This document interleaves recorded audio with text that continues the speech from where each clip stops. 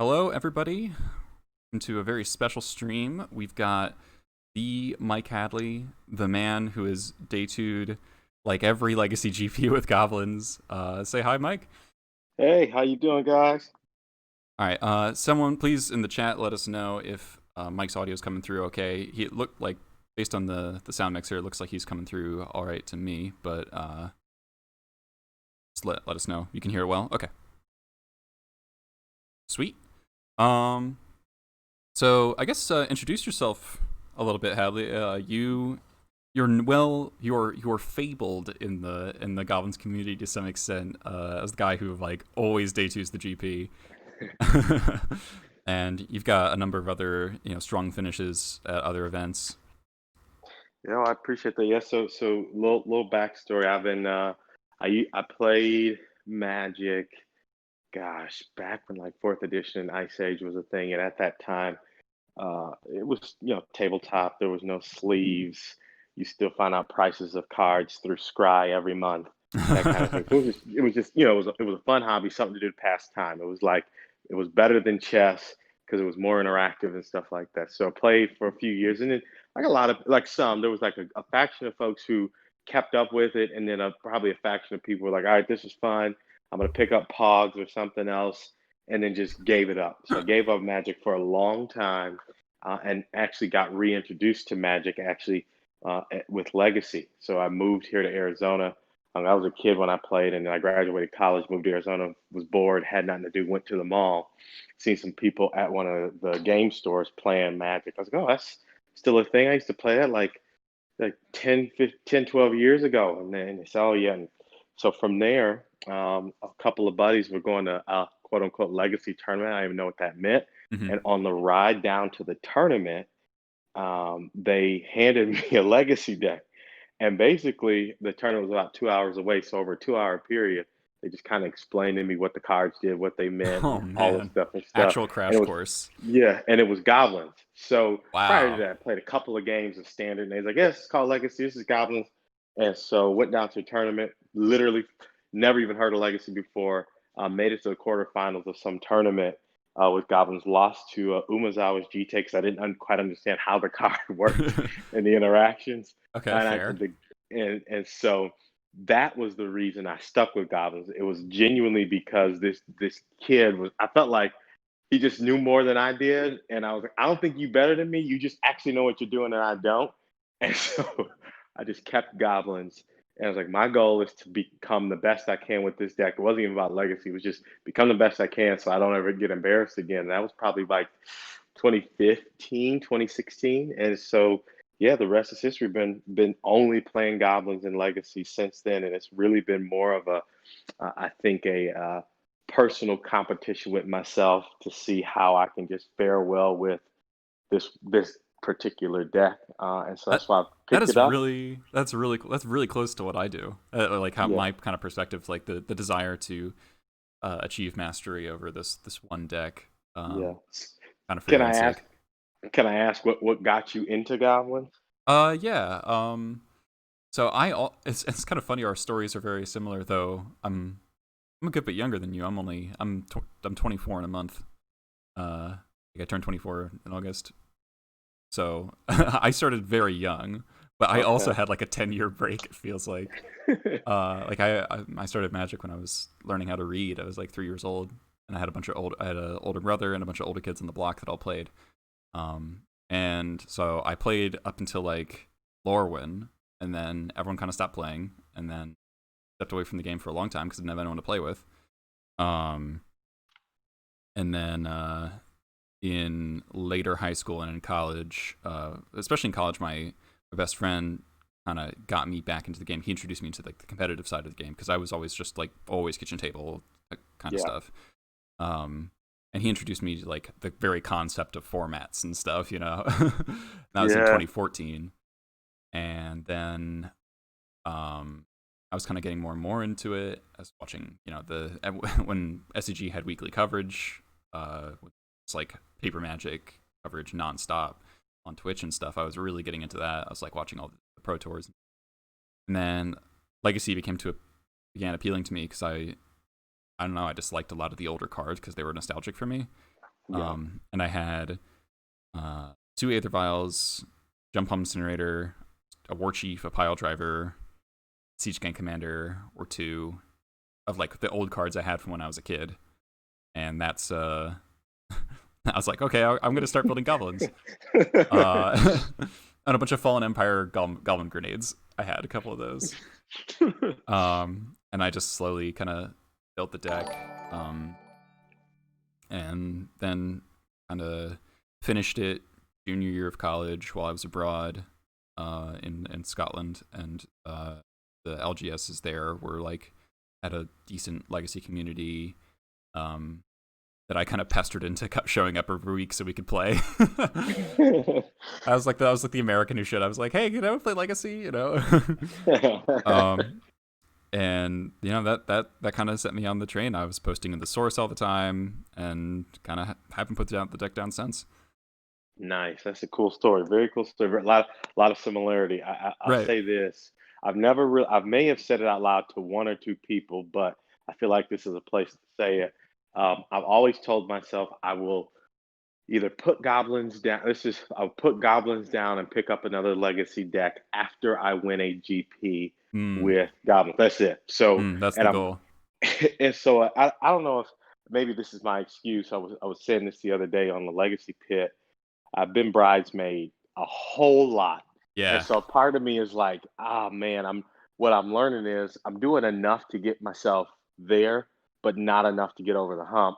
A big part of it is because I only play paper magic. I don't have enough time for a lot. I just play in big tournaments mostly. So I know it's legacy rewards, repetition, and Right. hours. And hours I just don't put in. I get that. But then on the other side of it, where I just try to make excuses, I'm like, you know what? This might just be the universe saying, it's not time to put down goblins ever. And if Yeah. you Yeah. win now, then this is it. And so that's what I tell myself. I was like, I think the universe just doesn't want me to ever quit goblins. Therefore, Well, you that's should. You why. shouldn't. Yeah. I don't know if you can see the chat. I just sent you the link to the stream so you can look at chat. I can see. I'm still in the Discord. I can see. No, Hold on. the Twitch chat. Okay, I'm going to it now. It All right. says link will take you here. Yep, it's taking me. All right, I'm here, and I can hear. So Can you just still hear mute. me? Okay. Yeah. Just mute and close the video. Just like pause the video, and then you can Okay. still see the chat that way. Okay. All right. Let's see. 1 second. All right.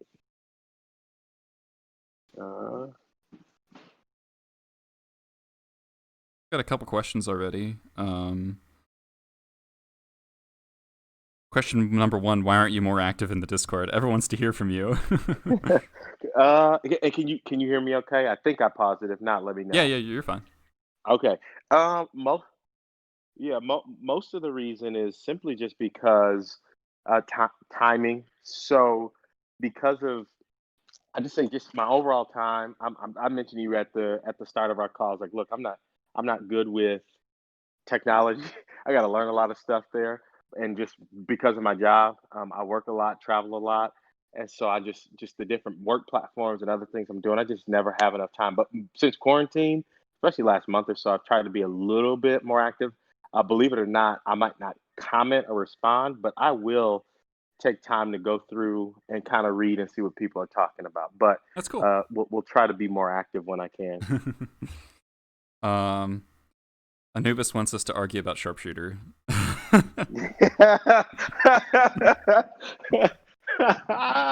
Okay, I gotta ask. So I know you've been critical of my BFF Goblin Sharpshooter. What from your perspective? What is it about that card that you're just like, nah, I'm not a fan? So it's 2 things. It's the fact that a card that used to be really fantastic in a lot of Delver matchups is no longer really playable versus Delver because of Dreadhorde Arcanist and Plague Engineer. Yeah.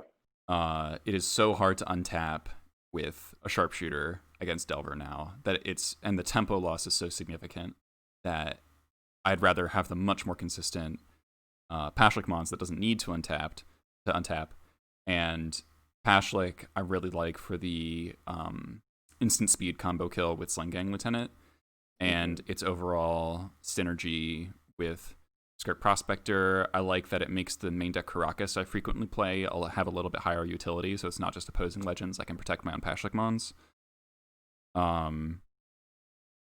So, and you can like violin Pashlik mid-combat and not require a Haste Lord to kind of blow your opponent out in combat.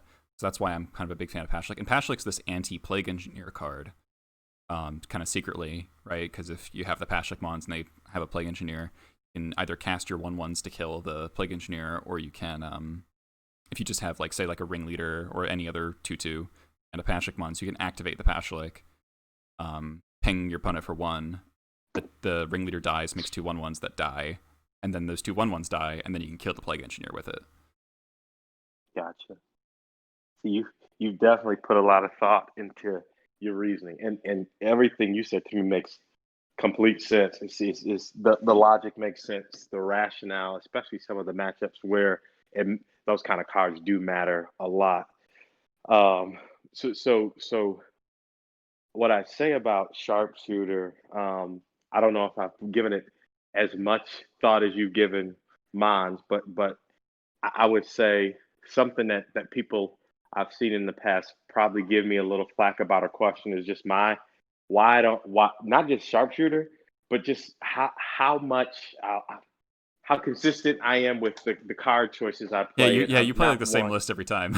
Yeah, and so here's the rationale. There's a method to the madness. I'm not saying it's all right, but it was worked for me. And first things first, it's just this. Dan Ford and I talked about this before. Yeah, Dan Ford's in the chat. Dan Ford is scared of money, won't make money in the chat, if you know that. Oh, I didn't know that. So I'll be quick, but basically Dan and I are talking about this at work. I work for a finance company and we do big reorganizations all the time.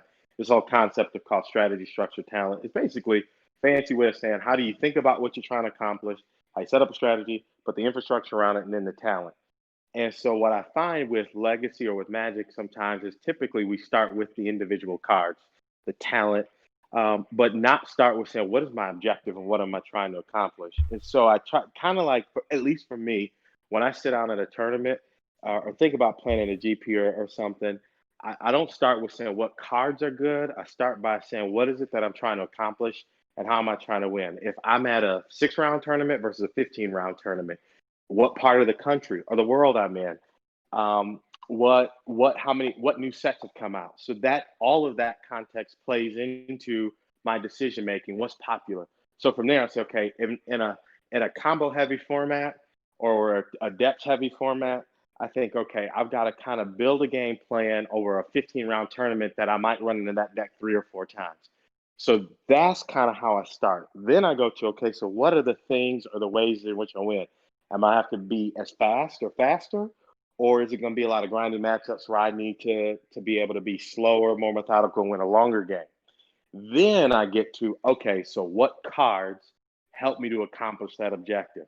And so with that logic, that's typically why I don't end up with lots of changes. And it correlates because the types of tournaments I play are typically larger tournaments where I'm expecting to see blue cards and different types of decks and over 15 or 16 rounds, stuff like that. So that's why you'll normally I don't typically make huge sweeping changes, minor sideboard stuff otherwise.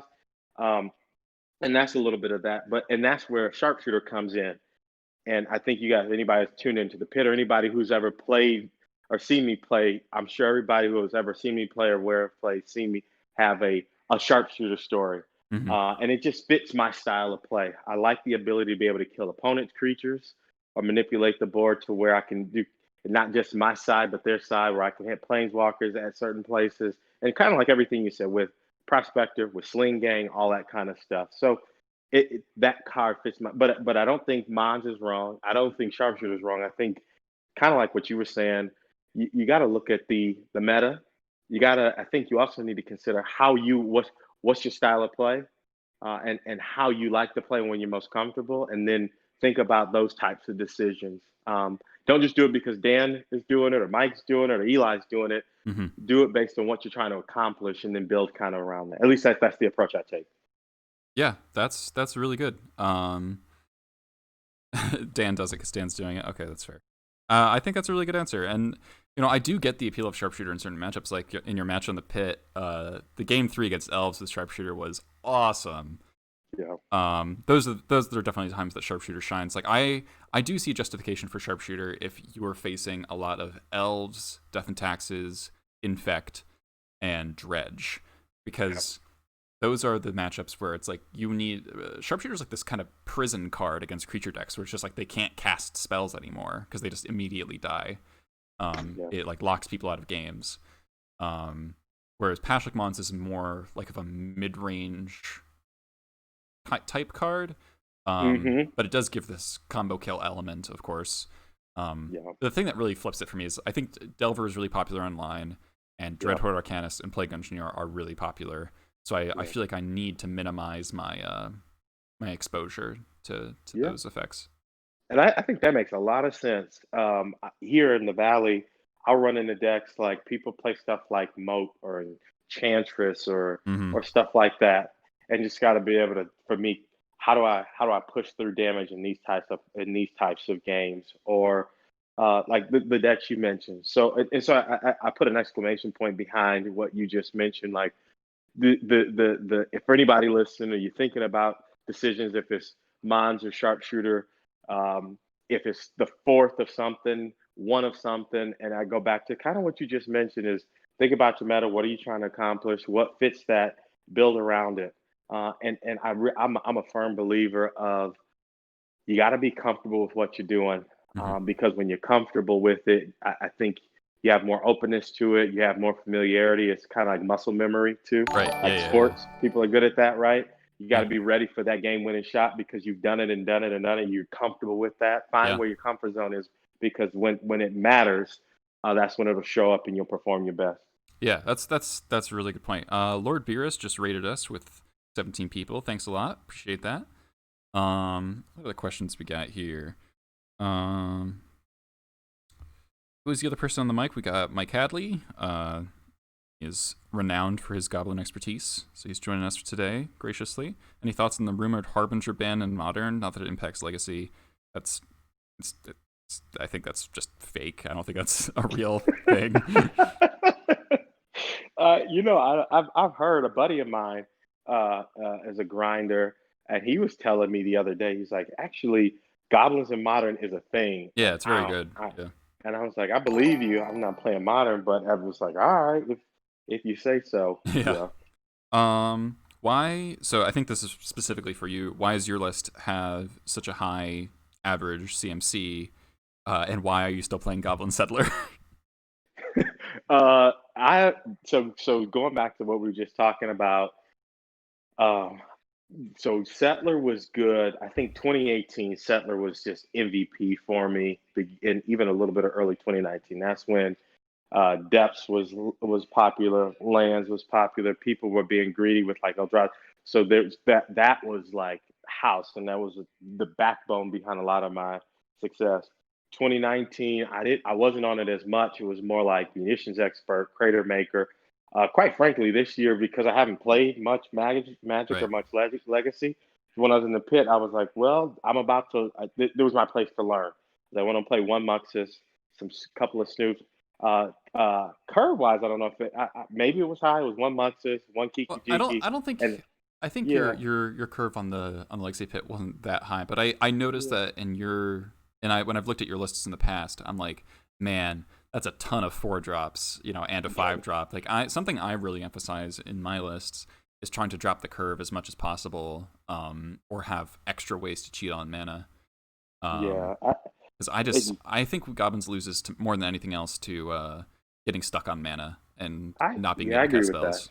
I agree with that. Yeah, if I look back and had to boil the ocean of losses I've had and look back where it was just where it wasn't somebody just beat me because they had Chancellor plus turn one Gristle or something dumb like that.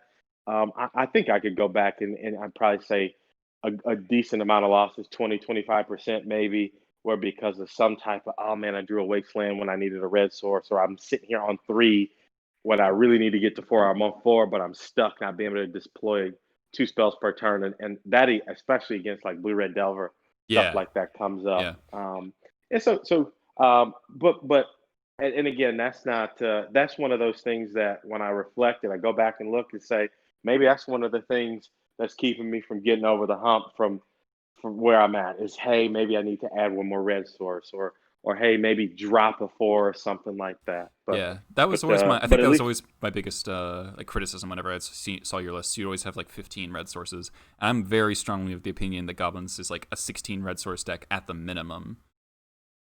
Like yeah, I got 16 in this build, and I'm always just like, oh, I'm gonna not be able to cast spells still. yeah, that is something. I with my mana base, I've always been like, I've never.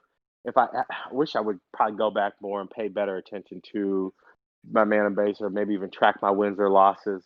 Um, that's one of those things I never think about. Hmm. It's not a problem until it's a problem, and that's Okay. probably not the right way to think about it, right? Like if I would go at a GP and I go 12-3 or 11-4, I lost to 2 combo decks, and then one grinding matchup and one where I'm like, oh man, the one I lost was because I got stuck on 3 or 4 land.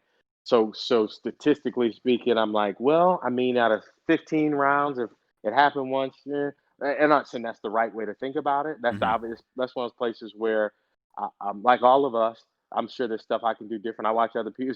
It's also cool always being like when you're armchair quarterback, you always get to see where the open player's at or where the best player decision could have been made. And so that's what I try to do when I can after I play is try to be my own armchair quarterback, Yeah, go of back, course. Yeah, review, look at it, and just try to learn from it. Yeah. yeah. What? Well, listen, we are gonna play a league. We're just answering some questions first. So what do you think about Snoop? Yeah, we've got a couple questions about Snoop. So first, I want to say my experiences with Snoop so far have been quite negative.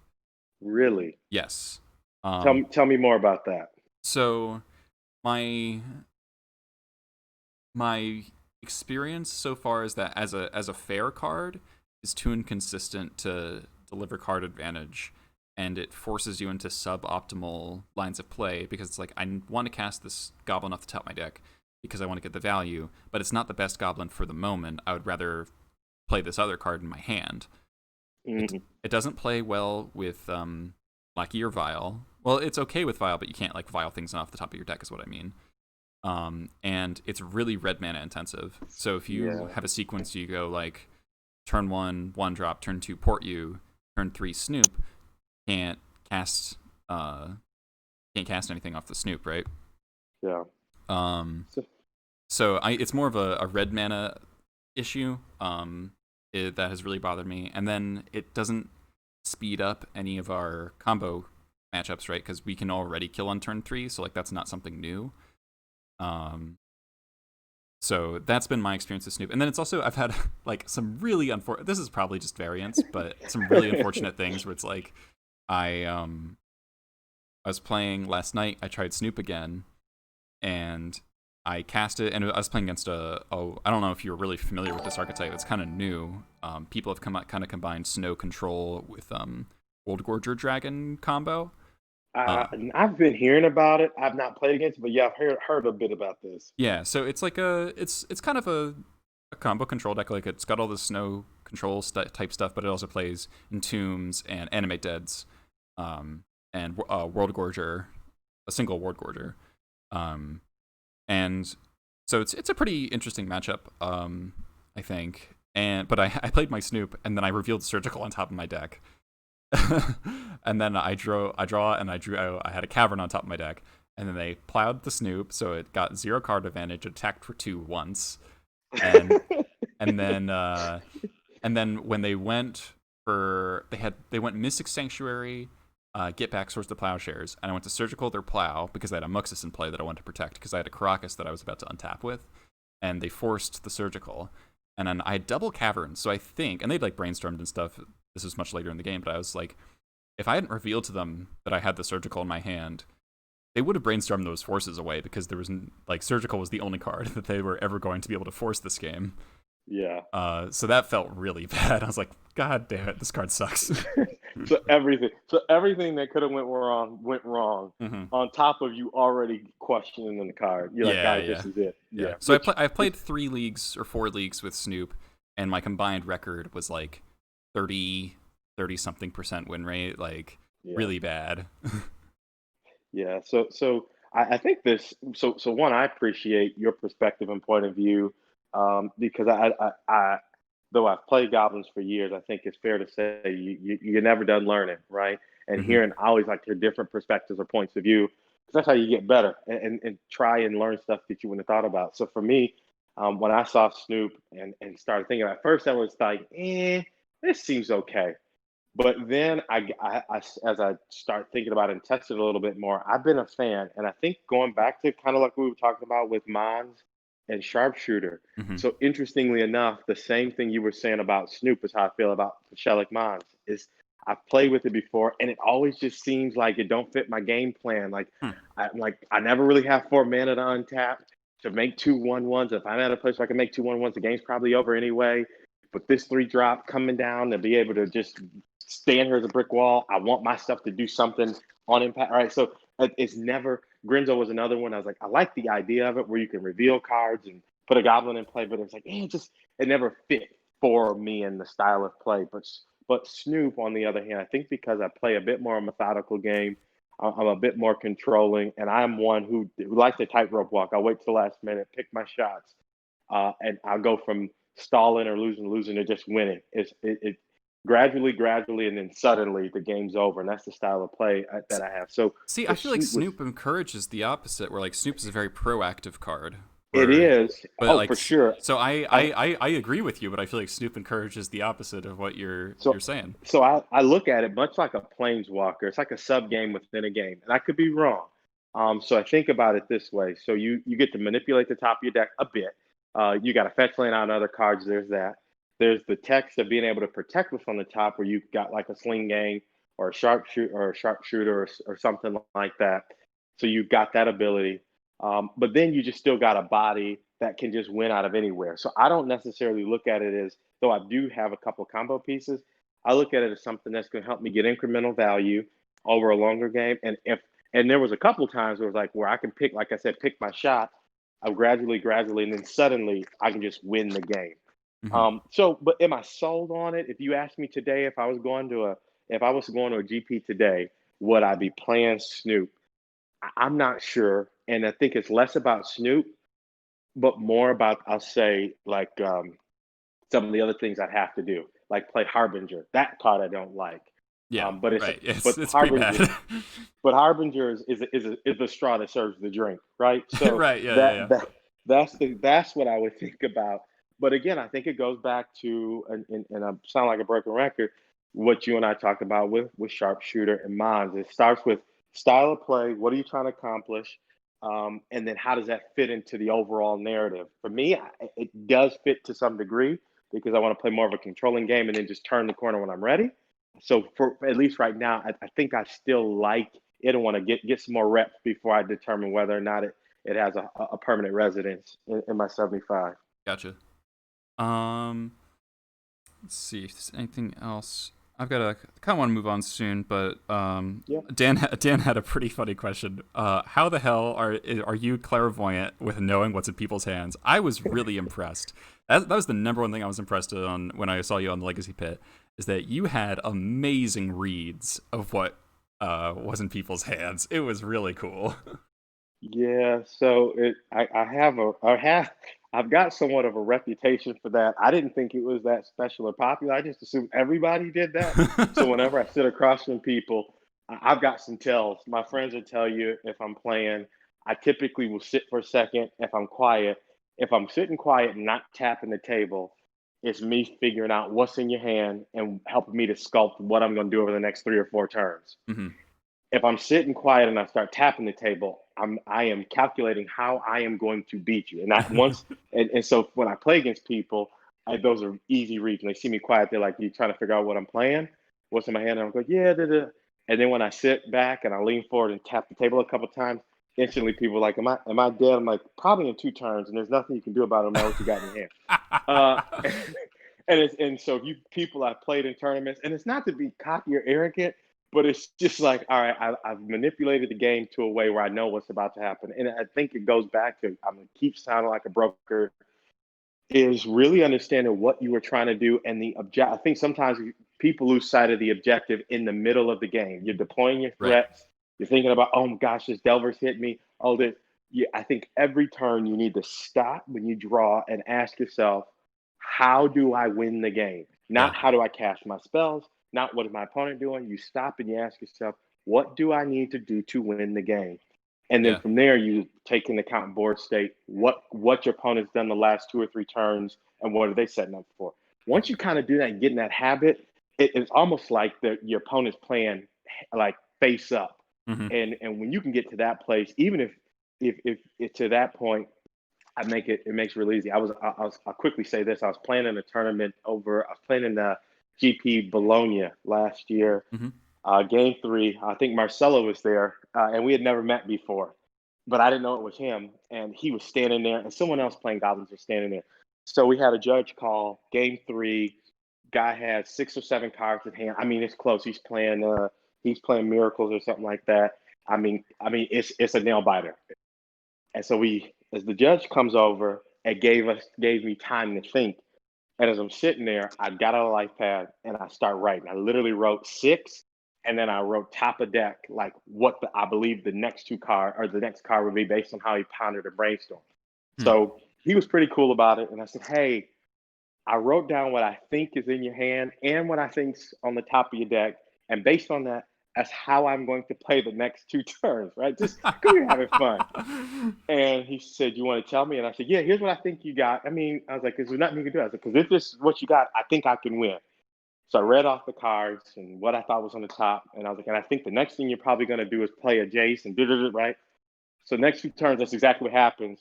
He actually conceded after the next turn and was like, you actually called every card in my hand and what was on the top of the deck. And he just conceded to me.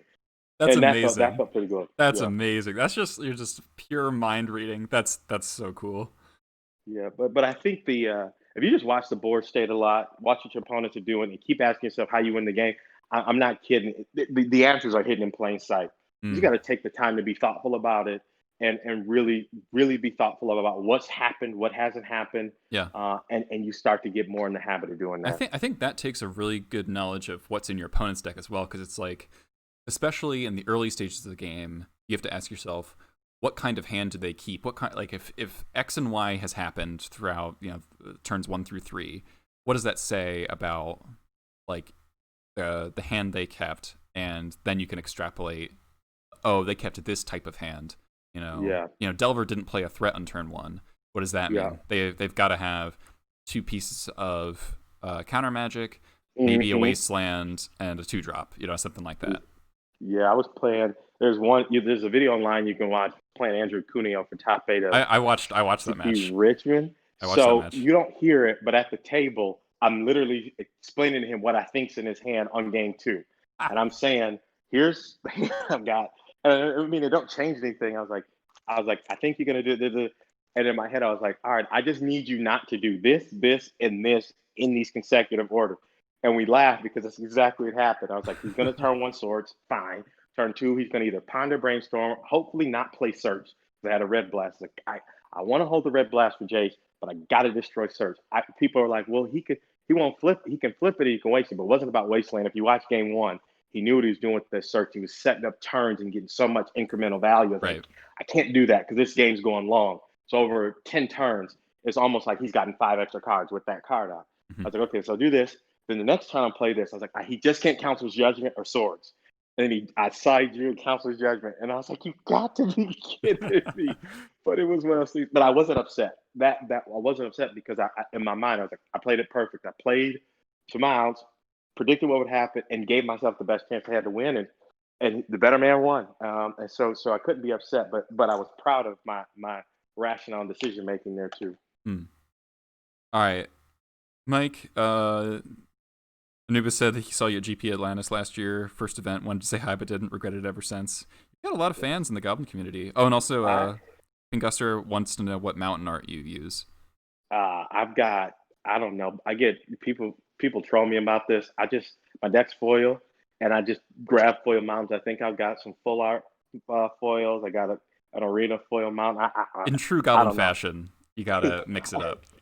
Yeah, I literally just grab whatever 4 or 5 mountains I have, put them in the sleeve, and get to work. Nice. Um, yeah. Well, Annabis 647. I'm sure we'll probably see each other again. Would be happy to meet you. If you're a Goblins fan, watch you play some games, and would love any feedback you had. If you have to watch me play, get to watch me play. So, All right, let's talk about this list I've got here. So this is what I wanted to test today. My last couple of results have been pretty good. I've 4-1 the last couple of leagues.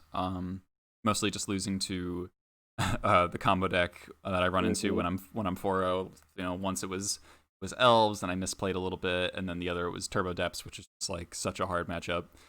And it was against Tom Hepp, who is like the best turbo depths player. yeah. So that's tough, but it's been pretty good. The question I've been having with my within myself is how necessary is a main deck Goblin Trashmaster at the moment. I really like Trashmaster, but with Muxus, so I love Muxus. I think Muxus is fantastic. And it has made Skirk Prospector and incidentally Mogwar Marshal and Goblin War Chief much better than they were.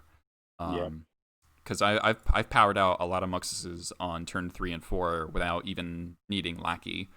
I've really found Muxus to be excellent. And so I was thinking, I was on 2 Ringleader, 2 Muxus, but the thing is, I've wanted to naturally draw the Ringleader a bit more often than just a 2 of, rather than having Tomation for it, because often, I'm sure you've experienced, like, we can't always afford Tomation for Ringleader, because we have to get a removal spell to not die to the whatever. And so Trashmaster was kind of the odd one out. So I thought, let's try no Trashmaster main deck, go up to 3 Ringleaders, the curve stays the same, and then I just cut. So how well can you see my Moto screen? Yep, I can see it well. Okay. So Moto's got a fair bit of really fast combos, so that's why I've got 2 Mindbreak Traps right now. I might even play 3 in some situations. There's a lot of people playing TES and kind of decks like that, so Mindbreak's pretty nice there. There's always a decent amount of Reanimator, so I always got 4 pieces of Graveyard Hate minimum, and I try to keep it as fast as possible. So I only got 1 Relic, got a Tormod's Crypt and 2 Surgicals, 2 Chalices for other LED decks, but also for the Arcanist-based Delver, so that's Grixis and blue-red. And then 3 Pyrokinesis. I just think Pyrokinesis is just like such an insane magic card on rate. You know, anytime that you get to 0 mana 2 for 2, another creature deck, it's like such a good trade for Goblins. And it's also just kind of, it's Force of Will for Dreadhorde Arcanist, or it's a way to kill Plague Engineer unconditionally. There's a lot of elves online as well right now. I just think Pyrokinesis is such a house in so many matchups. I love when I get to play 3.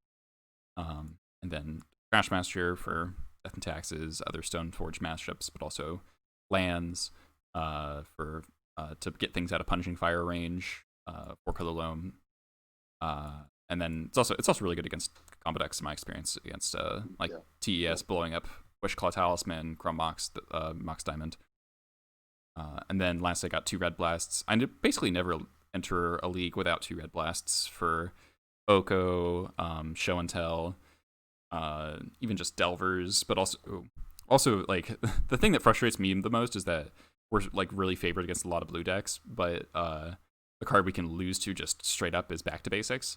So I always just like having 2 easy, clear answers to Back to Basics. It makes sense. And then everything else in the main deck is pretty stuck for me at this point. I've got 3 War Marshals to go with 3 War Chiefs, 3 Experts, 2 Prospectors. There's an argument that Trashmaster is better main deck than Chain Whirler. I could see an argument either way on that. Chain Whirler is a little bit cheaper and a little less conditional, I guess. So can I ask, so it was interesting, the two cards I was looking at. So I was, I had space for a settler or a chain whirler when I was testing the other day, and I literally just flipped a coin. I was like, I don't know which one's better, just 'cause I haven't played in forever. I was like, settler blows up land, so if these play land, I'll just be able to kill a land, right? At the end of the day, I don't know. I don't. Settlers obviously wasn't good. I don't think it's good. But what's your reasoning for main board chain whirler? What is it? What are the decks that you feel like this one I'll run into, Hmm. that this is the card I want to see? And when do you want to see it? So, I really like getting to sweep up the board against a lot of the green decks that play like Noble Hierarchs and Mana Dorks, then Death and Taxes, uh, Maverick. I guess that's kind of Maverick is both of those things. Yeah, Um, and then it's pretty good against some Delver decks. 'Cause sometimes you get to kill the unflipped Delver. Some of them still play Pyromancer. Um, Dealing with Icefang Coatl and Baleful Strix for free, I think, has some good value. And it matches up pretty well against a lot of creatures in the format, especially when there's Okos, because they make 3/3 Elks, and then your 3/3 first striker can still attack. Anything playing Leovold. I think Chainwheel is just such like a solid creature to have in your deck. Like it's just very consistent. It's the only inconsistency is how hard it is to cast sometimes. But with 2 Skirks and 16 red sources, I feel like it's pretty reasonable.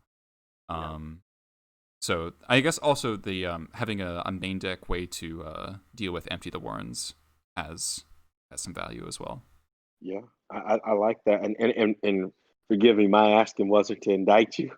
It was more so No, just no, genuine no. curiosity. And Yeah, I yeah. like, so everything you said, I think makes sense. Even just the last thing you mentioned about empty. So that's one of those small things I'm not sure not everybody would even consider.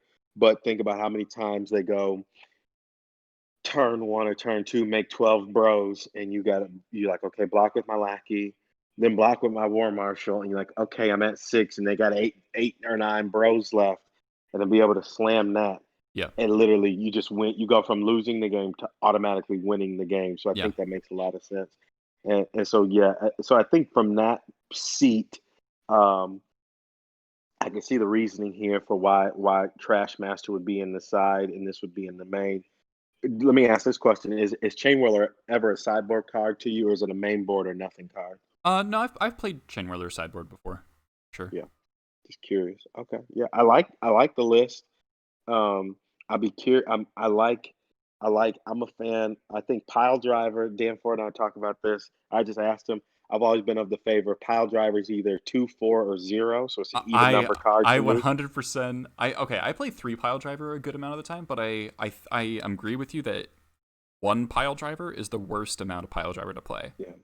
Yeah, and so I asked Dan why, and he had a good rationale to me. Was like, look, the first 50 some odd cards are just stock, but here's what my rationale is, and to test it. So I'm curious. I know he's been playing a bit, but be curious from him to see how it performed just having a single copy.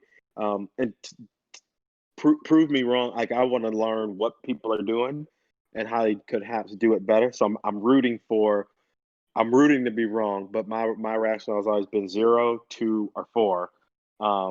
And I've gotten to a place where I'm just at 0 now, just because the style of play is for me isn't about always just turning creatures sideways for like these enormous alpha strikes. It's just win right now, which it can do that. I just, but I think I still think it's a great card. pile driver got a boost in the context of Snow dominating the metagame Yeah, because they play all blue creatures aside from Elks from Oko, and they like if they're spending their plows on Lackey, which they have to, or Chief, that really gives you the shot to get pile driver through freely. Um, and it's been really solid for me. I'm a big like I went back and forth on pile driver for a long time, but I think pile driver is actually quite solid in the metagame as a whole. Gets those cheap kills against combo decks when you're on low resources. It's unblockable against a lot of the control decks. It's another 2 toughness creature to survive Plague Engineer, which can matter when you're trying to jump palm it. You know, you just try to Yeah. get your War Chief and your Pile Driver in play. You just got to jump palm that Engineer. And I think it's also gotten a little bit better, kind of incidentally, from Muxus, because Yeah. now we're running more War Chiefs, which also makes Pile Driver better. And then Muxus flipping Pile Driver and War Chief is just like a ridiculous amount of damage out of nowhere. I've done that a couple times where I cast Muxus, flip War Chief, Pile Driver, and that's just a swing for 15, I think. Jeez. 5, 7. Yeah, You're it's 50, probably 15. you're probably winning if you're doing that. Yeah, so it's like it just turns Muxus into, not win next turn, it's win right now. Yeah. Well, I mean, I like the build. The only thing that I see missing from here is Sharpshooter. I'm teasing. I'm kidding. I had to say it. I had to. No, I'm excited to see. I'm gonna be really curious to see how the third ringleader stacks up. Yeah. Personally, seeing how to the point how pile drivers help, and then even out of sideboard, really curious how the extra kinesis or two shows up as well. In my sideboards, I've typically always had access to one Thorn. I've always been impressed with that card. I used to Um, love Thorn. I think the thing that soured me on Thorn was the control decks all adopting Uro. mm, That made it much worse because yeah, not only is it not a non-creature spell, it is a creature, but it also puts lands into play for them, so that it's really hard to stick them on mana anymore. Whereas it's, it's like they just Thorn, size, yeah, yeah, Thorn used to be they so sidestep good. your Thorn. Yeah, Thorns used to be so it's good against like miracles; they just become so clunky. yeah, they just kind of sidestep it a bit, which makes sense. Yep. Yeah. Well, I'll be curious to see how this performs. I'm rooting for you. All right, let's hop in the league here. So you've never played a Moto League or anything? No, I've observed, but I've never played. All right. Which of the new Anubis wants to know which of the new goblins are your favorite stuff, like Creator Maker, Munitions Expert, Muxus, Snoop, Sling Uh, Gang. of the new one, Sling Gang. Yeah, That's how yeah. I think Sling Gang ran Burn out of Legacy. In my mind, it did. I can't tell you how many times this is so mean. I'm sitting across from somebody who's like got their deck in a rubber band. They're like, Oh no. and they just go bolt, chain lightning, fire blast. I'm sure. Yeah, you got it.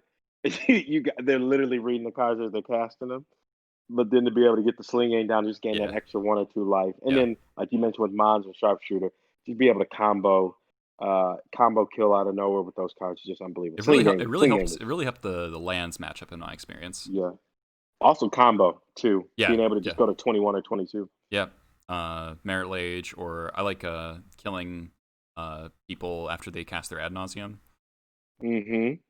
All right, so we got a decent hand here. You Verdant know? Catacombs pass. This scares me because it makes me think depths, but we do have the one of Caracas just in our hand, so that's cool. Yeah.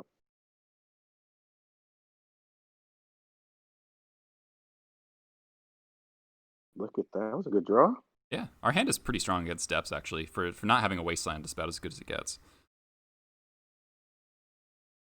Oh, Underground Sea. Okay. Oh, even better. Maybe he had a force or days, and they're like, well, these cards do nothing anymore. Oh, it's Tess. Oh, we might be dead. Yeah, so they can cast out ad nauseum here. Verdant Catacombs is unusual in Test. So okay, so they ad nauseum from 19 life, but no mana floating. I've used 2 LEDs, so. Oh, those are good hits. Oof.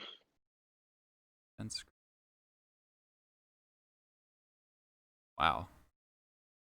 Wow, they hit really good. Yeah. Oh, there's Echo. They might die if they keep going. Stop here, yeah. Yikes. Getting turd 2'd, so unfortunately we didn't win the die roll here. I think we could if they were a little bit different. Yeah, we're dead to Burning Wish for tendrils now. Oof. That was pretty good. Yep. That's I Test mean, for you. All right, we're Nothing dead. you can do about that. All right, here's why we registered 2 mind break traps. Yep.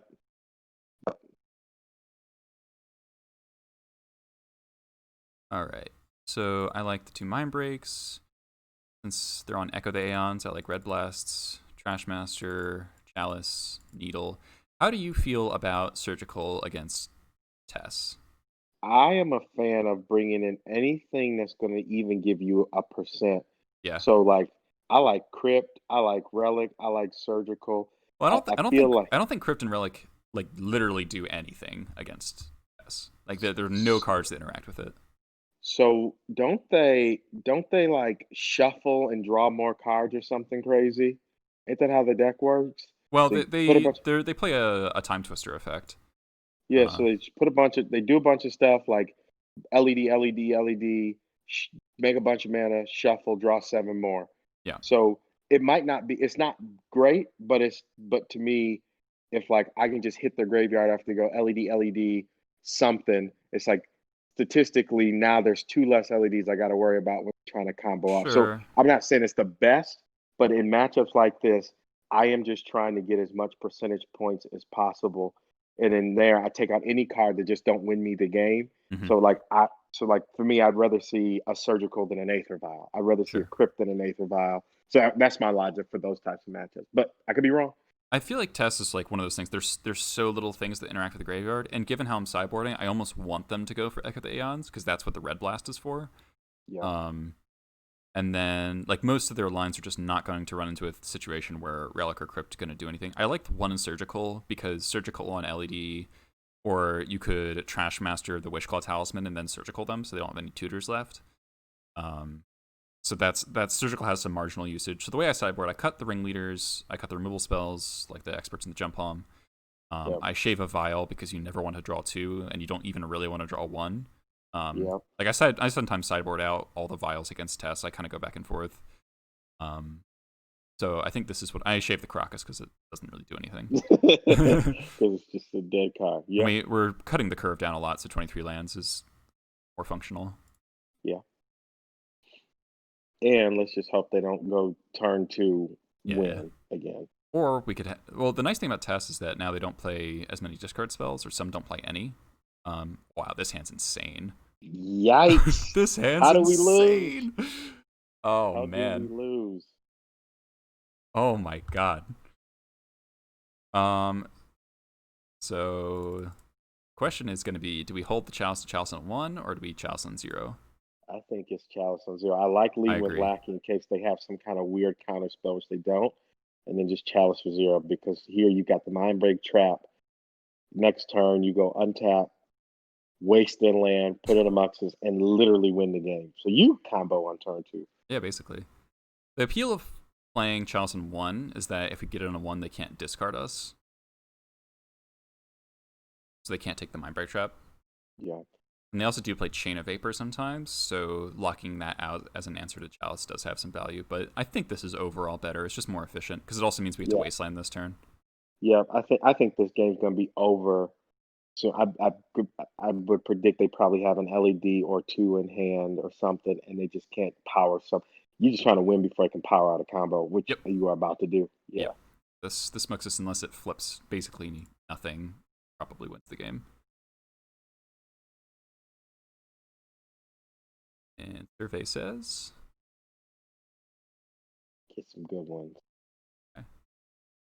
Not exciting, but it's still a lot of damage. Yeah. Okay. Actually, I think we kill them next turn because we can go with double Lackey, Matron for Slang Gang. Yep. And we're attacking for 11. Yeah. The game's over next. Yeah, it's too much to deal with. They would need something really insane. Clear the board, fight through a Chalice, and a Mind Break Trap. That just ain't happening. Okay, so they bounce the Chalice. I guess they're going to go for it.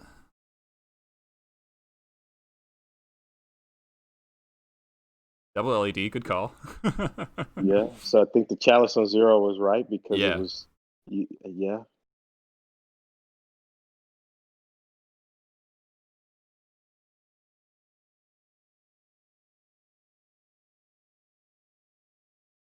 Ponder, sure. They need another pedal to keep going. Unless they have Echo, then we just Mindbreak Trap the Echo. So they shuffled off that Ponder. Okay, they're passing. We don't. That's actually great because now we don't even need to show them that we have Mindbreak Trap in our deck. Yeah.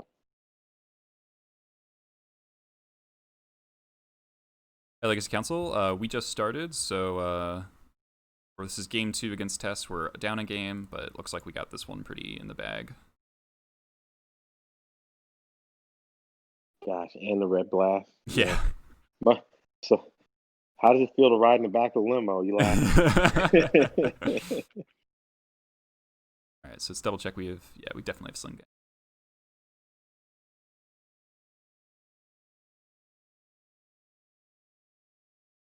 Oh yeah, okay. Muxus didn't only revealed land, so they didn't get to see any of our other Sideboard cards. That's pretty cool. Now I feel like the strategy for game 3 is going to be like pretty aggressively mulligan for this Mindbreak Trap because they're not going to expect it and they're going to want to like turn 1 us before we play their Chalice. Yeah. Now they've seen Chalice, I think they know they got to keep a hand. Yeah. Either that or be more aggressive about playing their zeros early. Yeah. How do you feel about boarding out all the Aether Vials in the draw and just bringing in creatures? I'm a huge fan just because I don't think the game's going long enough to where Aether Vial is even going to be relevant. It's not going to be like turn 4, Vial on 4. If you're at the point where you can comfortably just sit there and wait for a Vial on 4, you probably win it anyway. Yeah, so I think Ringleader, because like we might go Lackey into Ringleader and then like find a Muxus off of that, so it's just a higher chance of finding our actually useful goblins. Yeah. You could bring in maybe the Gem Palm Incinerator is better just to cycle to try to hit Mindbreak Trap in like a desperate situation. That I could see that. That might be reasonable. So I could see that. Oh, this Palm, but look at that. There we go. Just the way we drew it at. Don't like Pyro versus Empty. Not against TES. I do it again. I bring in Pyrokinesis against Belcher, but not against TES because they kill with Tendrils much more often than Empty. 6.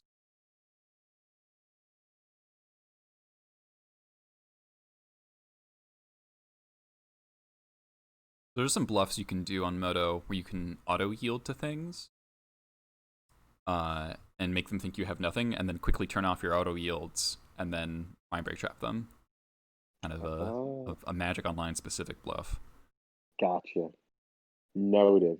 Yeah, when I play Arena, sometimes it just is a dead giveaway. I got the counter spell. Yeah, Arena doesn't let you play around things, or it doesn't let you hide information. Yeah, and then sometimes it's straight up like somebody will cast something and I'll let it result. Oh, so you're gonna tell on me that I can't do anything about this? Thanks. So here I feel like Pile Driver was gonna do some real work. Yeah. If you assuming you make it through this turn, because you can get that out. So here's a question: Do you assuming you're able to get the Pile Driver out, do you complement that with a Crater Maker or War Marshal, or do you prioritize just getting Crater Maker out?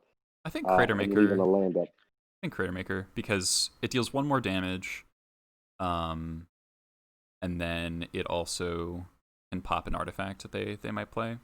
Or up to the Lackey. Okay. Interesting. Sling Gang. All right, that would have been nice to put in playoff Lackey. How nice would that have been? I think we'll play the Crater Maker here now. It deals 1 more damage than the Pile Driver on this next turn cycle, and then we play the Pile Driver the turn after. Yeah, I think getting the extra point of damage is right. The other thing is exposing it to removal spell, because you're not using it this turn. So what's worth more, the extra point of damage but exposure to potential removal spell, or waiting a turn to be able to use it? But the other thing is you might hit him because of that. I just try to go off faster. I think it's marginal here. I don't know if there's a wrong play to be made.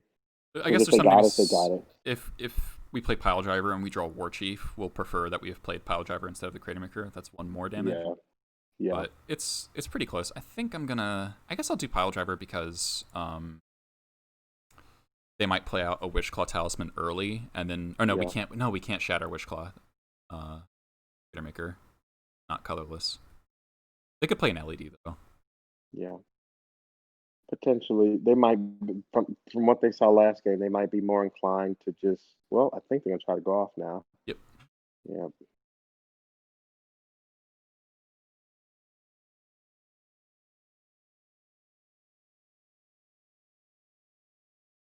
Well, sure.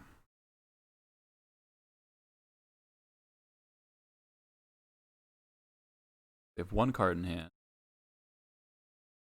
All right. Okay, they discarded a Shatter. All right, so we get to Mind Break Trap them here. Went for the Ad Nauseam. See ya. No, we call this Raisin Bran. 2 scoops. 2 scoops. pick it up. Oh, that's great. Yeah. Deck with Pile Driver. Play our Creator Maker. No cards in hand. I think this one's over now. Yeah. We could activate the Wish Claw and get a second Mind Break Trap, but that seems greedy. Yeah. Like, why give them the tutor?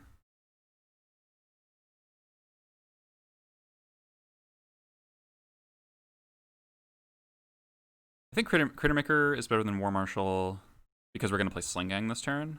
Mm-hmm. I like Creator Maker because it kept them honest on being if they were to play an artifact or something to be able to just have access to kill it. Yep. I think at this point the game's over no matter what, so it don't really matter. But yeah, I'm down to 12. They got a Corrupt Decay for the Pile Driver. All right. Yeah.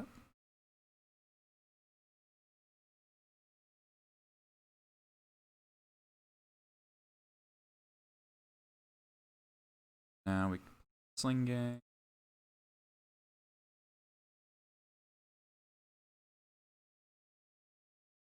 See, chat, the key of beating TES is have Mind Break Trap in your opener. it's pretty much that simple. Oh, we drew Pashlik ones. I think they're dead now. Yeah, I think this game's over because you can actually cast Warmark. Yeah, this they're game's literally dead. Real over.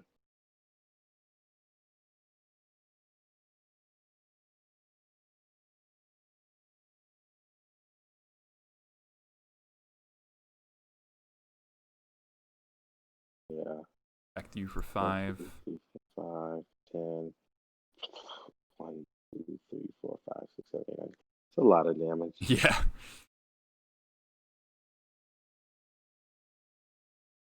Steal targets. All these things you do on Moto to save time on the clock. Save yourself clicking.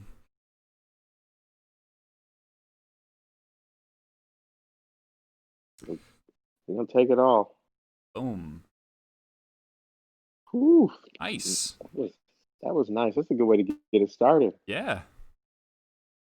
1 TS, nice. Mostly a modern player, but Snoop combo just not good enough for this format. Jury's out. I'm against it. Some other people are for it.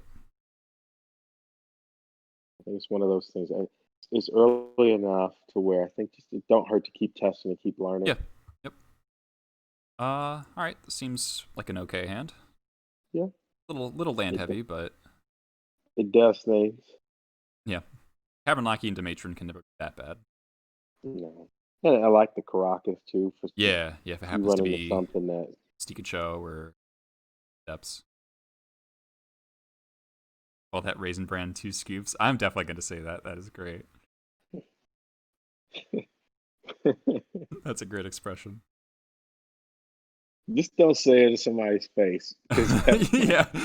That's a nice thing about make somebody angry. That's the nice thing about Moto, right? You don't say things. You can say things to your opponent and they won't hear you. Yeah. Also worth noting, you've opened with Lackey. Is it every game or missed a game yet? I don't want to waste on them. Yeah, I think we have to. So if I see somebody, so here's where my head goes. Somebody plays a Tundra and instantly plow. They don't have a white source. They only Oh, have blue sources. Yeah. huh.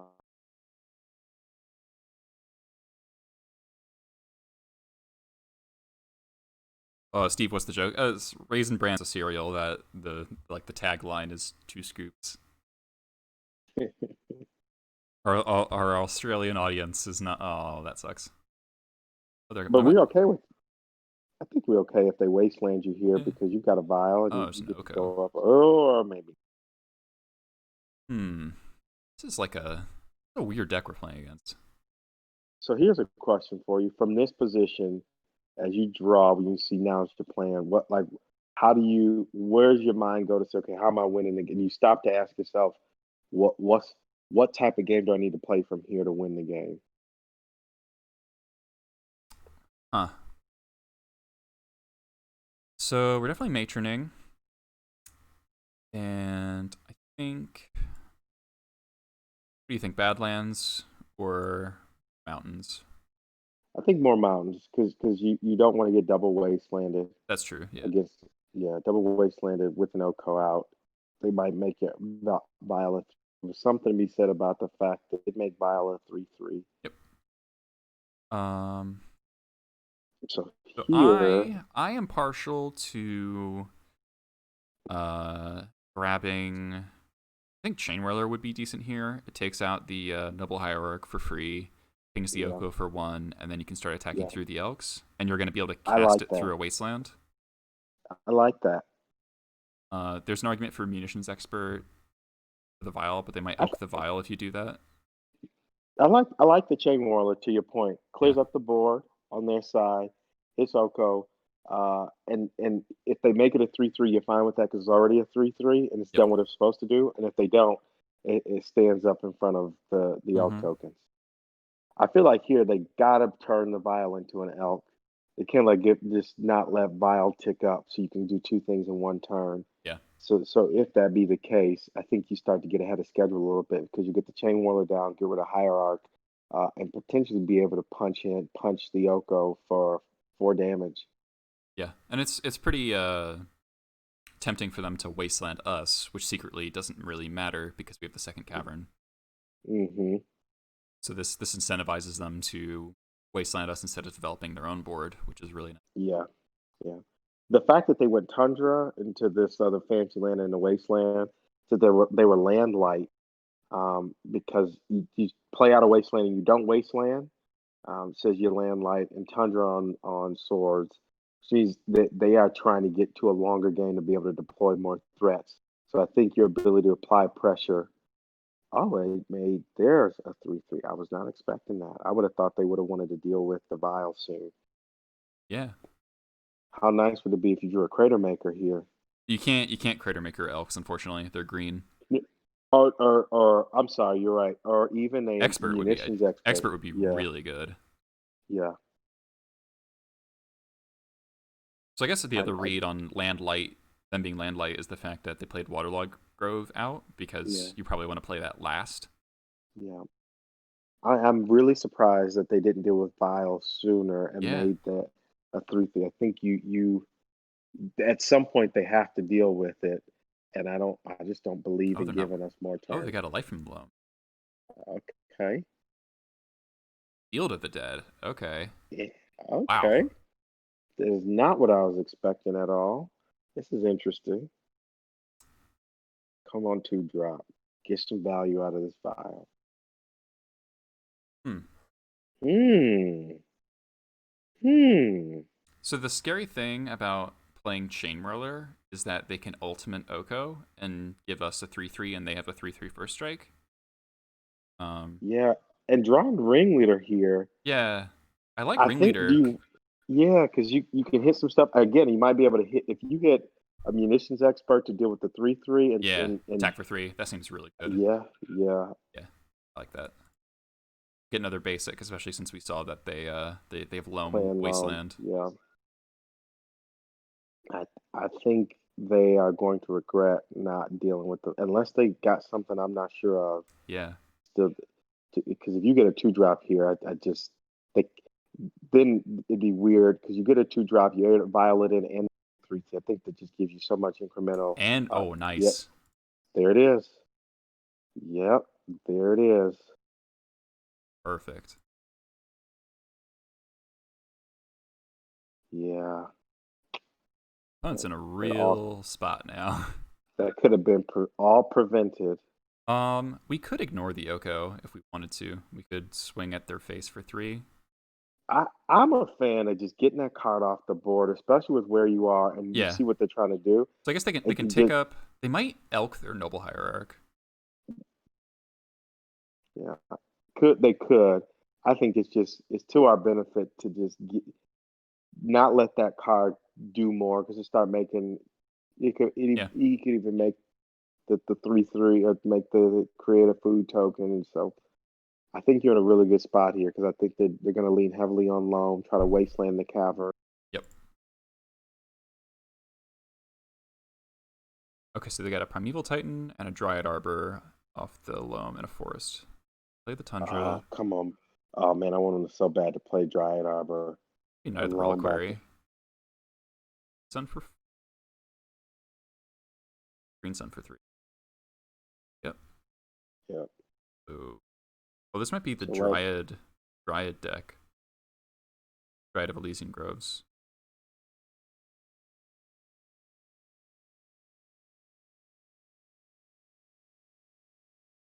Yep. So, do you know? Oh, they have Dark Depths. Okay. Oh wow. I'm glad we have this Crocus in our hand.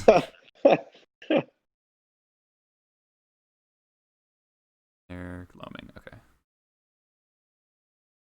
They're Field of the Dead. Okay, so they elk the Vial.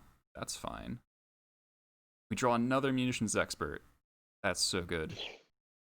So we get to do everything now. So we can do all the things. Expert the Dryad. Yeah. Chain Whirler.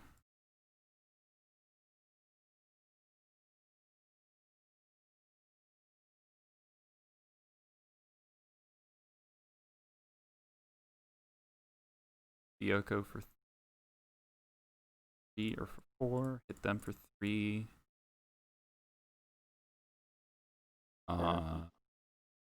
See, this is this kind of situation where I'm very tempted to ignore Oko. Because, so we hit them, if we ignored Oko, we hit them for 7 down to 10.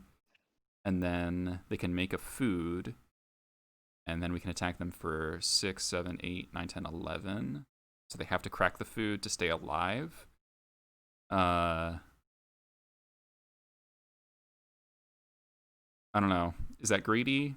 Or is that pushing the damage on? It's tricky because I think you want to win the game as fast as possible. Right. Be set out if they make a food plus play a threat plus make a 20/20, then I don't know if you're closing out the game in 2 turns. So you just got to ask yourself with what they have on top and their ability to potentially make a food, draw a threat, and 20 all in this 1 turn. Are you still able to clear if you ignore Oko? I think it's clear the Oko. It's Yeah. close. It's really close. It's tough.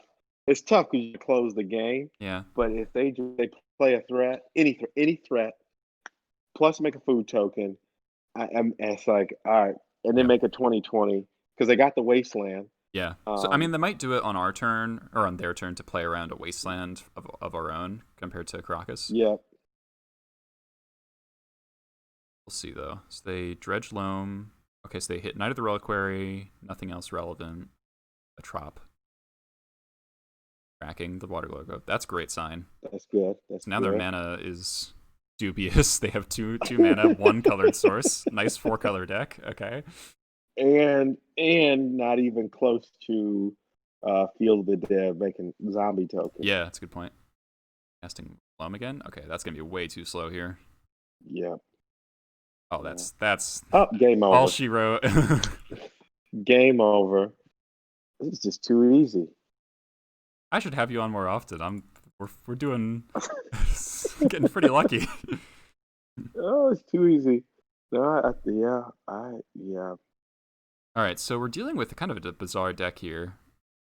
So they've got Oko, Knight, Noble Hierarch, Dryad, Loam. So I definitely think the Crypt and the Relic for sure are good here.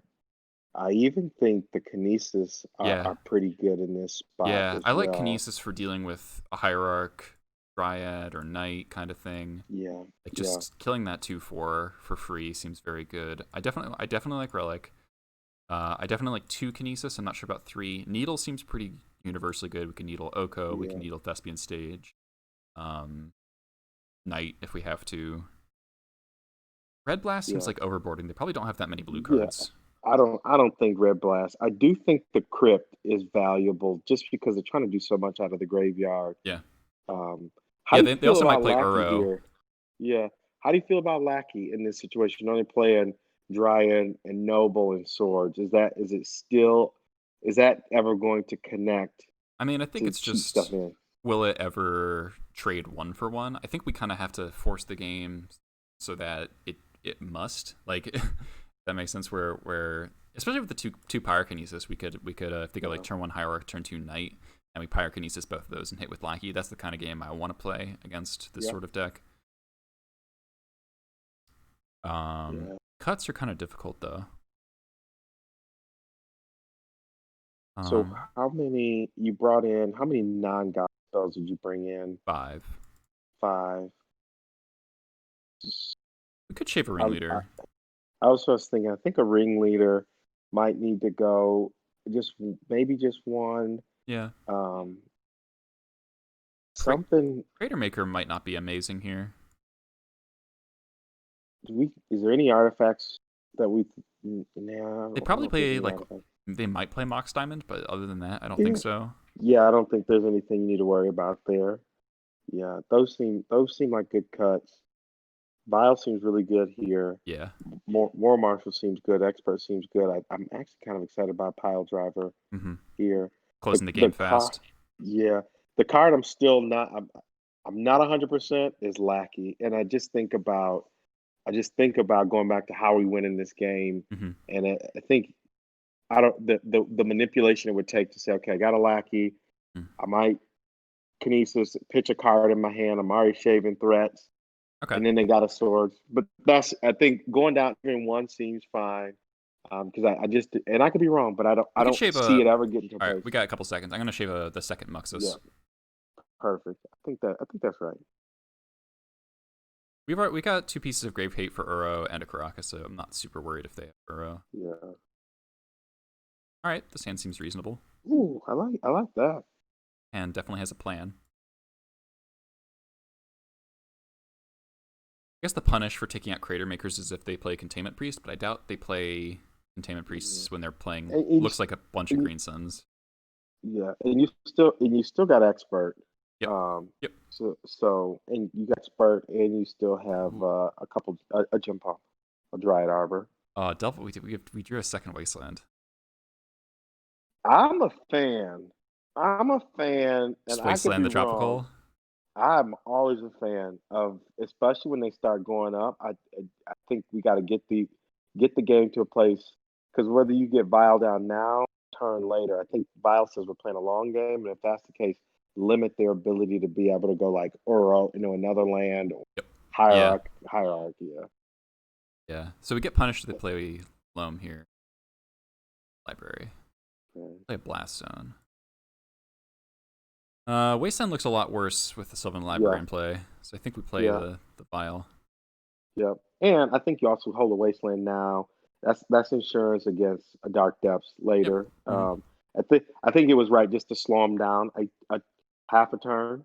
And now with port, you can kind of still do that a little Yep. bit. Yeah, and And have wasteland for their insurance. colored mana is like they're stretched pretty thin on colors, right? They're playing Yeah. green white, and they only have a green white and blue, and they only have a green source in play. Yep. And a lot of colorless again. Yep. Yeah, they're also playing like Field of the Dead and Dark Depths. They got a fetch.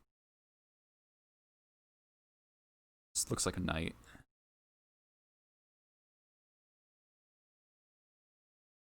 That's all right. Um, kind of like porting the Blast Zone. Yeah. Yeah, I think I think porting the blast zone or even porting the green source, but that they could because I don't think they would go. Yeah, I like port no matter what. I don't think there's a wrong land to port. Because I don't see them putting because they can't activate the blast zone Well, at this point. Anyway. they could in their upkeep sack their Savannah tonight, or like floating a green, sack Savannah tonight, tap Arbor, tap the land they got, That's and pop true. the blast zone. But that's a lot Yeah, of Papa's resources. wrong. Yeah, I think. yeah, that's all. But that is something they could do if they think you're leaning heavily on it. Yeah, Um, in which case, even if you tap the blast zone, yeah, I don't think there's a wrong. looks like that's what. This is fine actually Yeah, because now they just they wastelanded themselves basically yeah, twice. They're gonna sacrifice their mm, land. Um, yeah, yeah, and and then we can just cast War Chief. yeah, war chief, and then you can just go matron into anything. Mm-hmm. I mean, I feel like that was good trade. They traded Yeah, 2 land and didn't attack. yeah. Relic or Crypt would also be pretty exceptional draws here. Yeah, I mean, some tells me draw the way things have been panning out.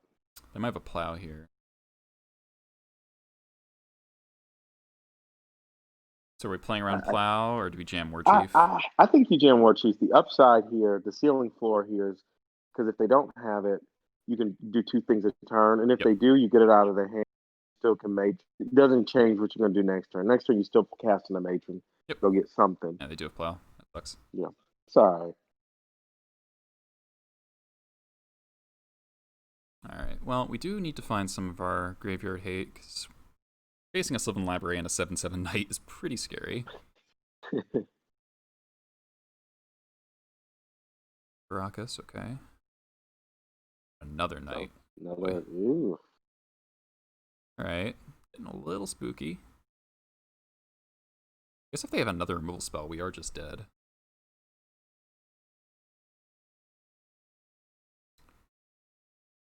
Matron for. Is it does the first one go get War Marshal just to keep blocking it for a few turns, Uh, or do you get Sling Gang? I I feel think like we you get. just I think we get Sling. I guess they could double wasteland us, but then they're not. Then they're not attacking with Knight. because you haven't cast a land this turn, I have have you? not. I have not. Because the thing I was thinking is next turn you can play the War Marshal and the Matron in the same turn, Yep. whereas next turn you would just play Sling. I think the arguments between Sling Gang, which would be your whole turn next turn, or War Marshal, which you'd be able to go Marshal and Matron next turn. I think Sling Gang's like the higher upside because it's gonna sustain us for longer. Yeah. Um, play Mire or do we play Wasteland? Because they could Dark Depths us if we. I think you got out the wasteland here just to prevent from getting boat out.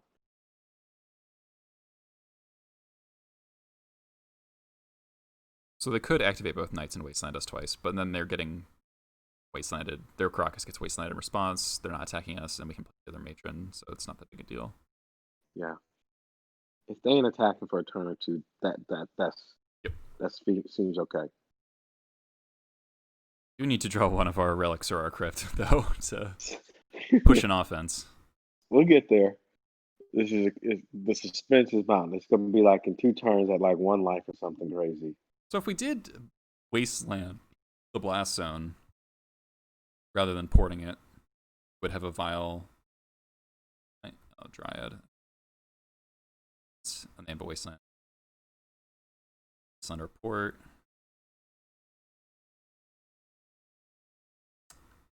Late.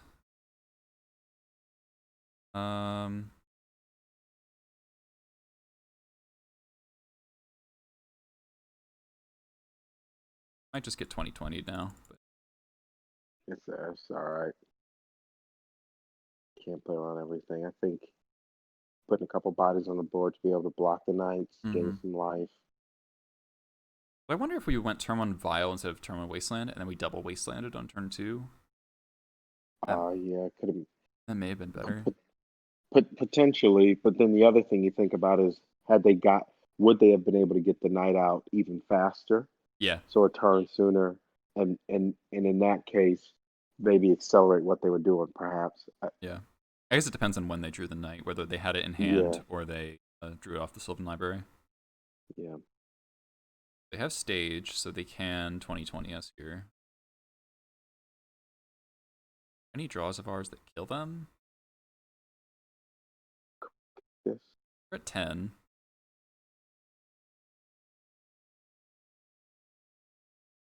Yeah, they are at a lower life total, so there's that. They attack twice. You put them to 8.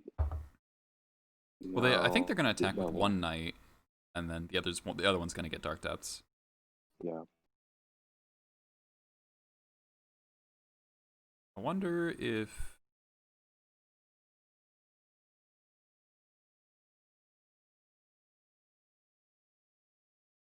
Okay, yeah, so attacking with one knight.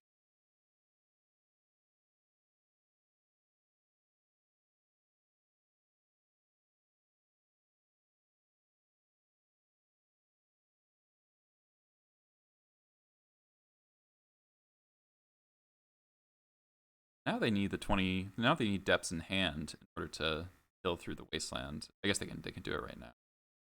But then if we draw Yeah, I think Caracas, we just kind of... yeah. Yeah, they've got it in 2020 Oh, now wow. before you untap with the weight. Okay, Prospector's that actually kind of... surprised me. Prospector's kind of a good draw. Um... Hmm. Mhm. So you definitely leaving up Wasteland here. Yeah. Matron... Now is a good Marshall, so you could Sorry? Prospector.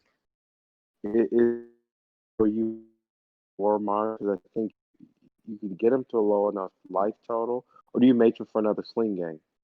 Itching for other Sling Gang could be good, yeah. I'm just wondering if we play Vial instead of the Prospector, because we can Vial in the Prospector next turn. True. Yeah, like that. Yeah. Matron first. And...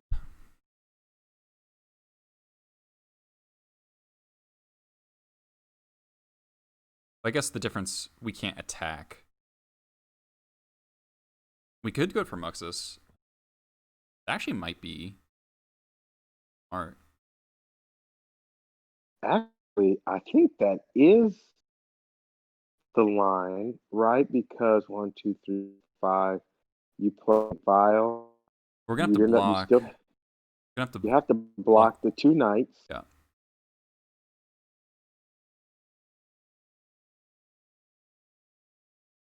Yeah, so yeah, they Hmm, could go for Wastelands if we go for Muxus. that's true. The Wasteland is twice down to 3 lands. Play a land. And 4. we have Skirk. I think we could still cast Muxus then. I think Muxus, and instead of Vile, I still think you put the Prospector out because if they play an Abrupt Decay or something like that, But they you might want to be they able might to. plow the... I don't think they're on black. I think they would plow Prospector then. Yeah, I was thinking they plow one of your threats right now. You don't. I think is you just don't want to block the Sling Gang Hmm. because next turn is I think you can win next turn if Muxus hits like 2 War Marshals or something like that. You Yeah. win next turn so long as you got Sling. Yeah. I really want to keep Skirk in hand because since we matron for Muxus, they know that the Skirk is the card that matters because the Muxus could hit a second Sling Gang, right? Yeah. So I think the Vial's better. I like if they have something that's Vial specific, like Containment Priest, then it's bad. But we can still... Let's I think we just can still play the Prospector. It depends on whether or not they attack with both knights. let's just hope they don't have a Containment Priest. Yeah. Or yeah, I guess Priest destroys Muxus anyway, so... yeah. Alright. We might Okay, steal this one. they are not going for the 2020. Yeah, they Maybe should they're have done about to it. They should have try done it before we untapped for when sure. you were tapped out. Yeah, I was questioning the lines of play. Not game one, not killing Vile earlier or turning into a Yep. 3/3. They Mhm. waited to give out value, Mhm. and here while you were tapped out. should have went for it when you couldn't wasteland them. Yeah. Field of the Dead. Interesting. Oh, I feel like they're playing for a longer game when they don't win the long game. Like these zombies are not going to matter, right? They just yeah. This game is gonna be over. You're going to 7 next turn, and then we are literally going to put in 7 goblins. yeah. I'm confident Muxus is going to hit. Oh, Delver has to. We've drawn a lot of lands, so the chances that Muxus hits pretty well. It's wait, they took damage off the Sylvan Library. That seems dangerous. I guess they have a plow. Something. Okay.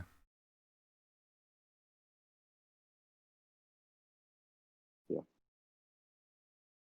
Fine. All right, so we have to block. Yep.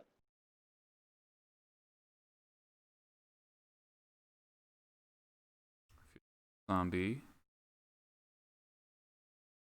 They're not attacking with beats. Interesting. Wasteland? Oh, Sajiri Step. Wow. Alright, we're dead to that. Okay. That was cute. That's such a... That, Alright. It didn't seem... I feel like that was just trying to be cute, but I think there was... Yeah, that didn't make sense. I think they could have just won the turn before making a 2020 when you were tapped out. Alright, so Muxus would have... Wow. Well, I guess we would have fetched, so... Yeah. Alright. Wow, they've got a lot of utility lands. I All think right. the Blackie now feels good again. Fifthing Needle seems still really good, especially against Knight and Oko. How do you feel about Pile Driver? Seeing more of their deck. Not amazing. Yeah. Give a Pile Driver. They'll still kill them pretty fast. We want 3rd Pyrokinesis. I think 2 is still the right number. Yeah. Yeah. We don't want to get flooded on them. No. We want the 2nd Muxus on the play for increased chances of Lackey doing stuff. I was thinking about that, and then was wondering what would you cut? Would you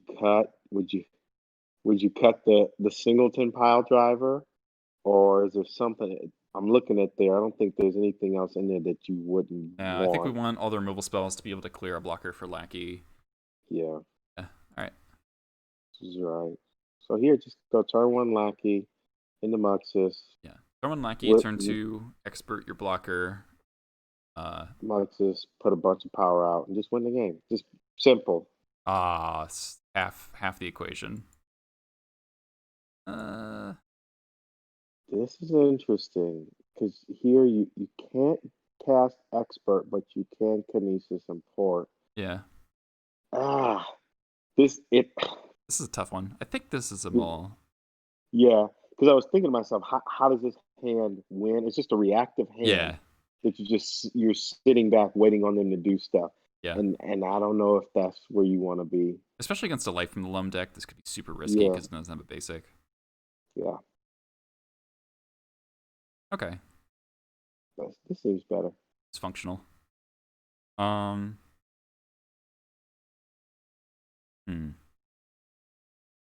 I think you keep all your lands in the Prospector here, no question, right? Yep.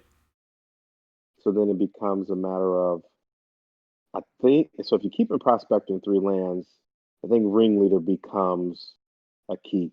So the question is it War Marshal or Expert that goes? My thinking I'm leaning towards tossing back Ringleader because we have a sequence where we can go turn 1 Skirk, turn 2 War Marshal, turn 3 Expert your 4 toughness creature, wasteland you, and that's a really solid curve.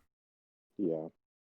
I think that works. My head was going to turn 1 Prospector, turn 2 War Marshal, turn 3 Ringleader. Yeah, that's and good just too. And recouping the Expert, because you put a Goblin back, but as long as you get a Goblin off the Ringleader, you're back. It's like I'm just really scared if they're like getting a Knight out of control. Like you can kill Knight on turn 3 and then like never again until you draw a Relic.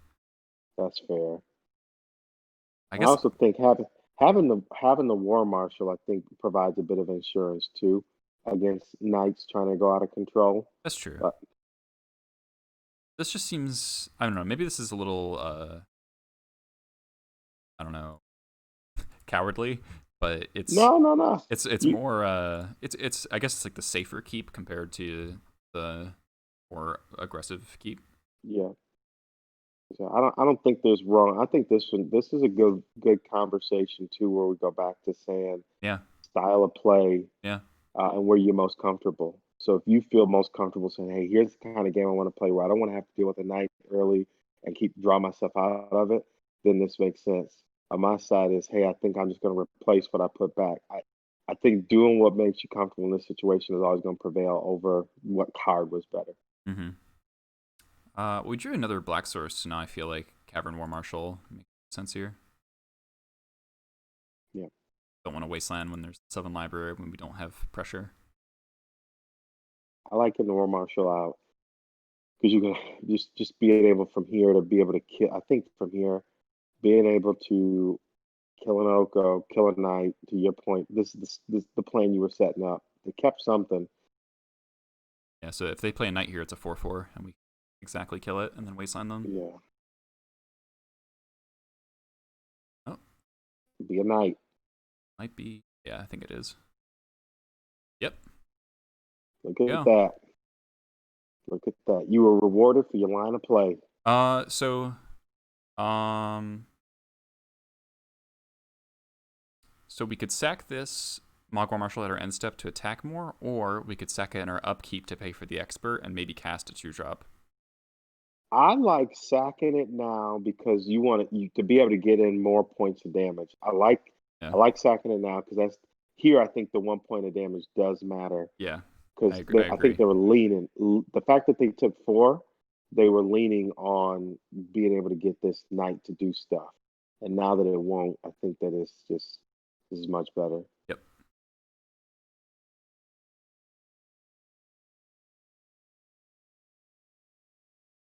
11. What do you want to wasteland here? I think it's is it the what map is it the worst because they've got swords, or is it the blue because they can I think it's the maybe white. it's Because they yeah have the it's the Mox white Diamond, sword so it's like, what are we have to consider, like, what are they going to double spell? And I think they're more likely to yeah want a double, like, white turn rather than double blue. yeah especially knowing that they paid to go get Yeah, yeah, yeah. So at 11, got 4 power on board. So at this point, we just want to draw, like, more removal spells or a yeah matron. just keep threats off to get out. We got creatures enough land to cast Ooh, stuff. Tabernacle. Good one. Actually, not that scary. Green Sun for 1. Okay. Hierarch. The classic noble hierarch tabernacle. The old tabernacle hierarch trick, eh? Yep. Okay, trying to So we block. can do the old Skirk Prospector. So I guess we can keep everything but 1. Yeah, All right. So pay for expert. Sack this token. Pay for this one. Already dead. Prospector. Tabernacle and Moto is an actual nightmare. yeah, that right there, what you just did, was reason why I'm like, yep, I'm good. It is one of the more unpleasant things. All right, They're gonna still be on kind of bad mana. all right, that just made no sense. Okay, Okay. fine. They just let it die. Okay. So I think we made the right choice, sword getting rid of the white swords, because that's really what they were trying to do is stave off dying. Yeah. They just literally spent a whole turn And a to Green be Sun able to Zenith, sword yeah. you next on it was a bit of a time walk because they didn't do anything. So here is And do there another they have knight another coming? knight? That would be pretty bad. Oh, they have Uro. Okay. Okay. They're pretty far away from recasting Putting it. them back. Yeah. They don't have a land in hand. Okay, that's pretty good info. Relic here would be so good. It's coming. You will be rewarded for the right play. So the expert was really good, but a ringleader would also be appreciated at this point. But I think that's one of those things where I think you made the right decision, because the other thing you think about is that knight could be on the board right Yeah, now the knight being on going board off. would be really bad for us right now. Yeah. Thing is, I don't think they would have. They probably wouldn't have played the tabernacle with the knight out, or Mm. maybe they would have, because their land's been pretty tight. They've only had these lands out, so I don't know if they would have be able to afford Mm-hmm. keeping a land down and attacking. Ooh, that's a good card. 3/4. So here I'm almost wondering if they got that to go get land or got it to attack, because I think that they're gonna have to keep paying. The question: what's the strategy with this card? Ooh. Ooh, how good is that? Huh. We can. I don't think we needle stage. I think that's too reactive. I kind of like It's that needling. card. Yeah, I like because needle you over the just it Curlamer. just I think so, because now it just sits there like a 3/3. They got to pay 1 mana for, and Yeah, it just is a wall that does yeah. nothing. Which they don't need a wall. They need to be getting active. They might be. This might be being played as a way to shuffle with the Sylvan Library. Yeah. Do you want to play the land or no? 2, 3, 4, 5. I think you can hold the land. Yeah, I don't think it There's costs nothing. us. I don't think it costs us anything. Yeah, no. I might bluff a 2-drop here. Wonder if they'll just sacrifice the Reclaimer. They have crop rotation. Oh my god, they have everything in their deck. What the hell? All right, well, Mm. we're getting 2020'd. How does I'm like speculating how their deck functions. There's a lot of things in here that don't this, seem like this deck is just like a junk magic card. But yeah, it's working. like crop rotation. 2020 time. All right, we have to draw Caracas, or sling. Matron, or Sling. Matron would be here. So I Go think get Sling. we. Oh, there's no more tabernacle. Okay, so I don't have to worry about that. All right, matron. Matron wins. Oh man. All right, we're dead. Yeah. Oh well. So we had what 6, 7 outs to win there. 4 matrons, 2 slings, and I guess that's unfortunate. Happens. I guess I mean we could have needled the Reclaimer, but that seems wrong. We didn't see crop rotation either of the 2 games. Yeah. Ah, Yeah. His luck of the draw on that one. yeah. They Yeah, we didn't Sylvan draw enough. We Library. didn't draw enough threats to pressure them for those couple of turns where they did nothing. Yeah. Like So that's yeah. I think that's the comment we started to say.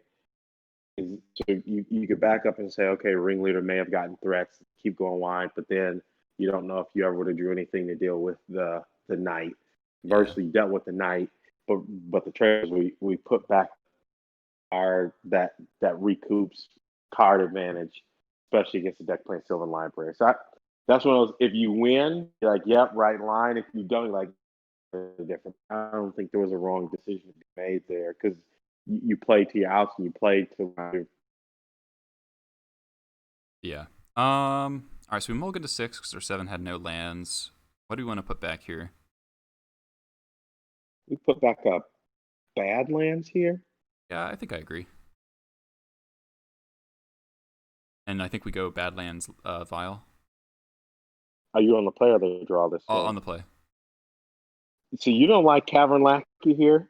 We don't have anything exceptional to drop into play, and if I, they plow the lackey or kill bolt the lackey or whatever, or just have a blocker, and the vials a turn slow. I'm always impartial. If I got turn one Cavern Lackey because of the top of my deck, if it's a Mux or Sling Gang, I'm just rewarded. Not this some they have to. I think it's the best turn one thing we can do because it's uncounterable and they have to check it. Like, I guess Take the. There's no downside to playing turn one card. I'll take your line. I think it's pretty risky because there are definitely things that can go wrong, but it does have upside if we are playing against a combo deck.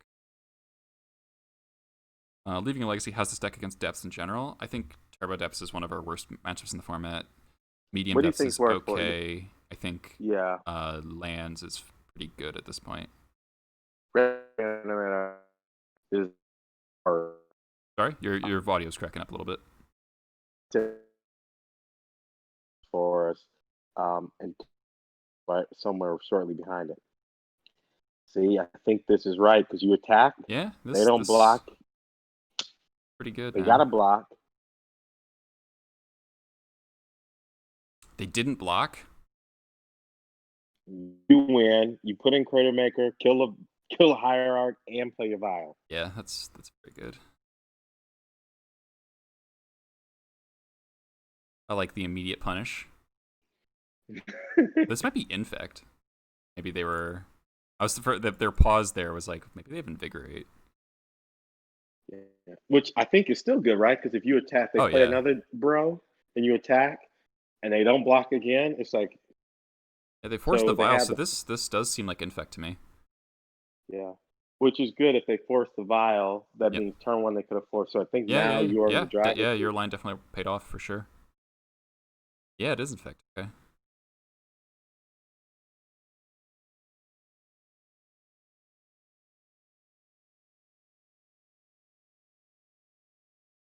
Weird sequencing there. Confirmation bias in full effect, yeah. Not wrong. Yeah, I would have thought they would have brainstormed first, then played the threat. Yeah. So are you attack Lackey into this Glistener Elf to draw pump spell if they have one? 100%. Yeah, same. Because you just want to get them to do pump spells not in combat. 100%. Oh, look at that. Look at that. Yeah, that's pretty good against wow, they let it through again. Yikes. Okay, so do you want to go Matron for Munitions Expert? Or Gem Palm? Gem Palm's probably better, actually. I think Gem Palm because draws a card. Because draws a card, yeah. I mean, we could go Sling Gang plus Pile Driver and threaten Lethal next turn. Yeah, I think I like that. I think I like that a lot, actually, because they would have to go Berserk, Invigorate Berserk. And we can double block. We can double block with the tokens if we want. Yeah. Prevent. I like Sling Gang. Yeah, I like Sling Gang Pile Driver. And threatening Lethal next turn. Yep. And if we draw a land, we can Matron for Pashlik Mons, and I'm pretty sure they can't beat that. Yeah. Does Legacy play Mutagenic Growth? No, they don't.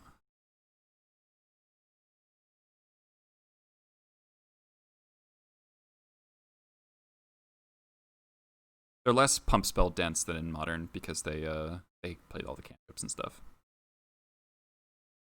I think we're double blocking with the tokens.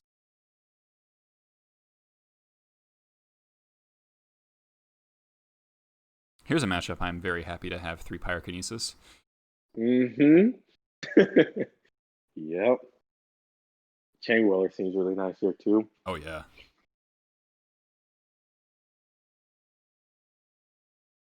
Attack.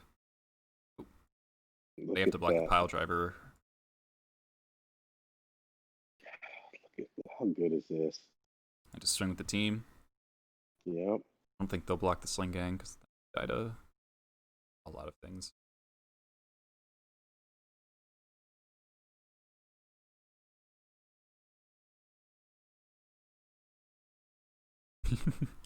Yeah, Steve, it's pretty good. We got 147 people watching this. Pretty good. Raisin Greenleaf, thanks for the follow. I missed a whole bunch of follows. I appreciate a whole lot of you.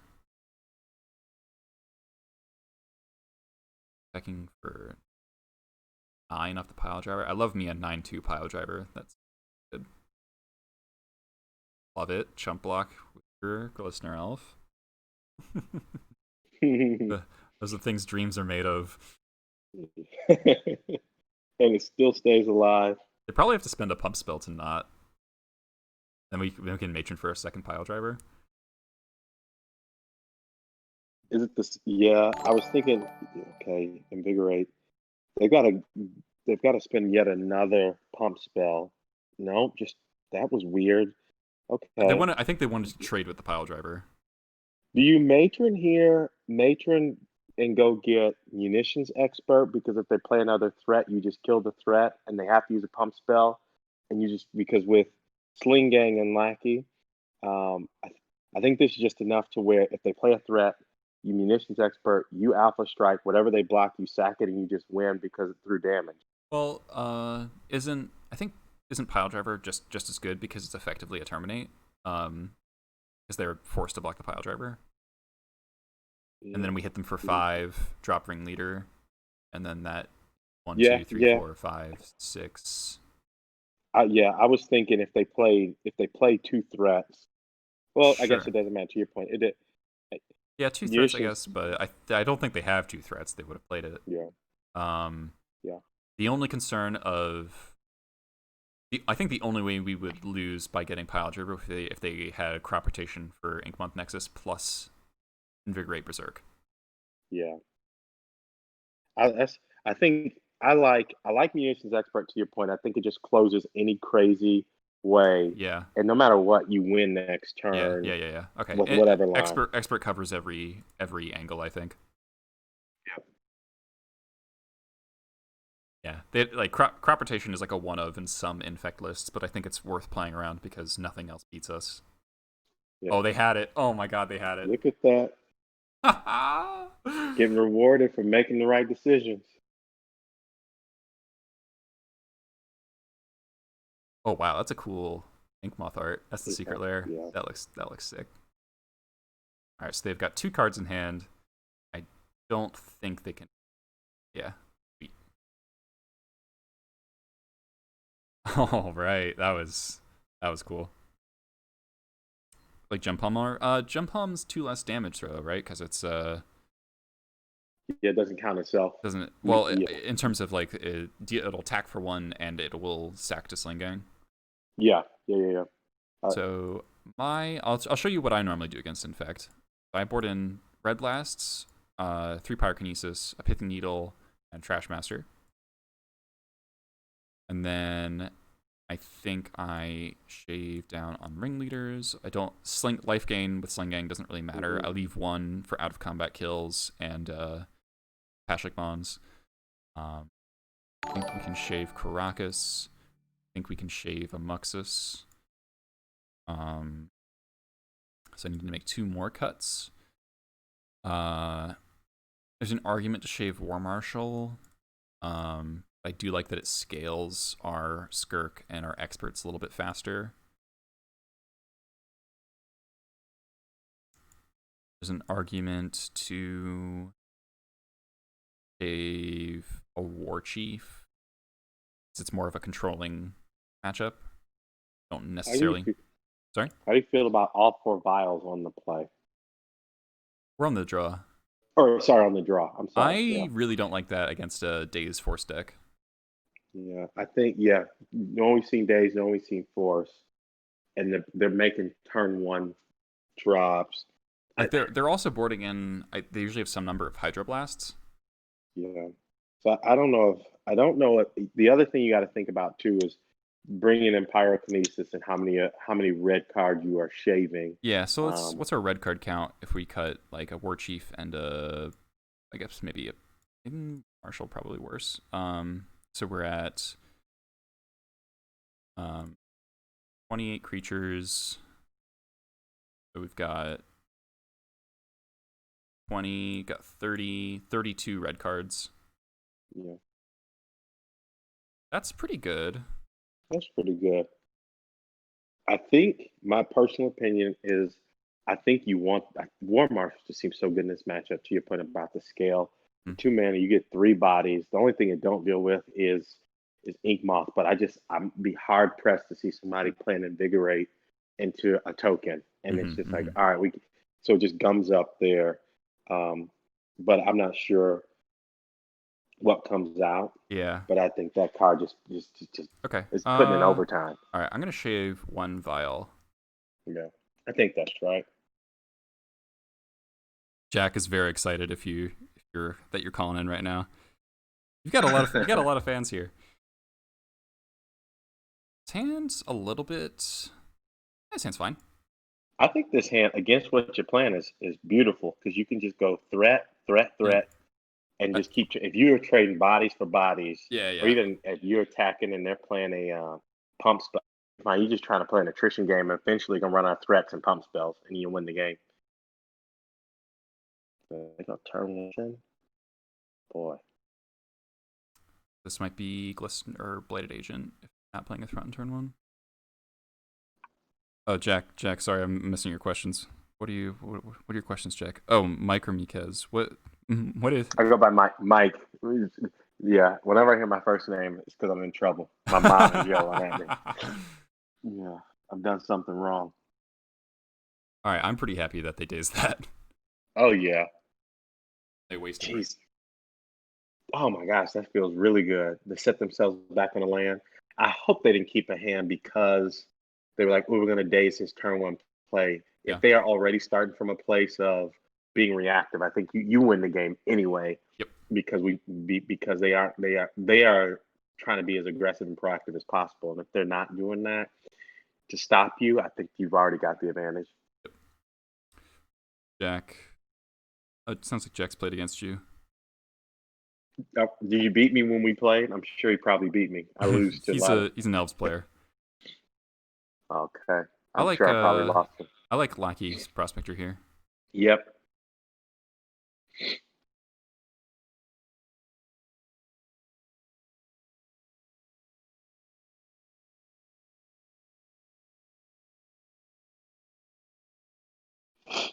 What's really nice here is this next turn is you can drop Crater Maker, assuming that they're going to tap Hierarch. Yeah. And play an agent or something. You might get lucky and they might not play a threat and you can just turn sideways.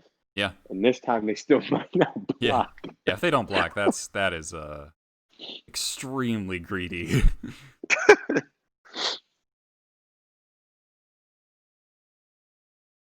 Go shuffle off the ponder.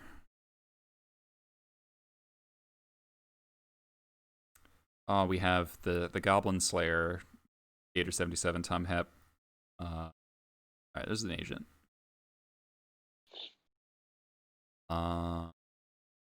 So here, don't you want to play? I think you want to play Air Mace and don't reveal the port in case they have more crop rotation shenanigans to go get Ink Moth. Sure. And you want to. I think there's an argument to be made to. I think there's a couple lines here. I like my thinking is Crater Maker pre-combat. Yeah, because then you give them in. Then if they choose to block the Lackey, they can. Yeah. Yeah, I like Crater Maker pre-combat and then still attacking before you kill it. Yep. Because even if you trade, that's fine. Yep, I agree. This puts them in the biggest bind.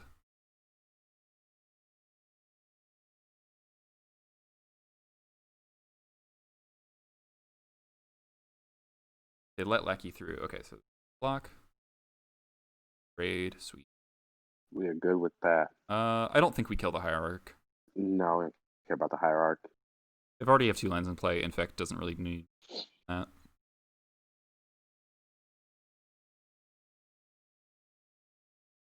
This is really good. They are. Yeah, they're very behind. It's what, turn 4, turn 5. They've not even turned a creature sideways, and you've got board presence. Next turn, you get to drop a War Chief and keep a land up. Mm-hmm. And we have the Skirk as well, so we can even tap out if we want to.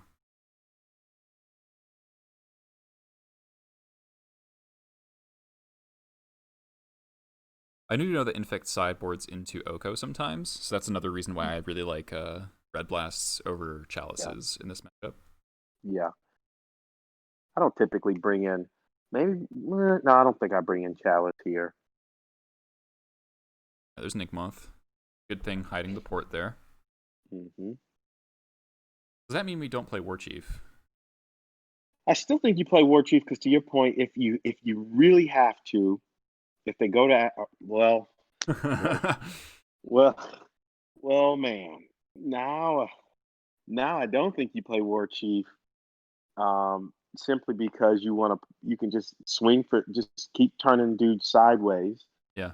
You port down the Ink Moth, and if they go try to do some crazy shenanigans, you just expert. Yeah. You can expert it. And then also pop Crater Maker if we have to. You're Multiple right. layers of protection. Gosh, that was about as perfect of a draw as you could have gotten. Yeah. So something I like to do against Infect is wait until they activate Ink Moth to port it, because it costs them an extra Vines of Vastwood if they want to protect it from the port. I I thought about that too, and I think that's right. Because they have The plenty of other, mana, like 3 mana is plenty to yeah, operate, so I don't think porting the colorless mana like really does anything. yeah. The other thing I always think about too is depending on where the game's at. If they've already got a threat out, keeping them off of land helps so that they can't do like two pump Sure. spells in a turn. Yeah. But in this case, without any threats, I think you're fine to say, yep, let them do their thing and wait for them to activate. Mm-hmm. Or better yet, they don't activate and you can just tap it out at the end of turn Yeah. and still use expert on the thing they play. Yep.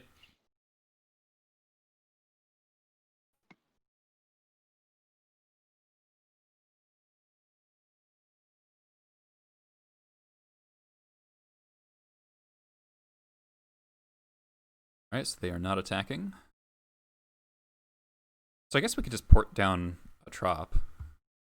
Oh, they're attacking the Hierarch. Interesting. Think about it. No. Do you want to expert the Hierarch? Oh, they have a second. No, They have a second Ink Moth. Okay. I don't think you care too much about the hierarch. I do think though there's probably an argument to be made here. You got to port something in the turn. I still like porting potentially an Ink Moth just Yeah. because the other lanes you don't care about. Mm-hmm.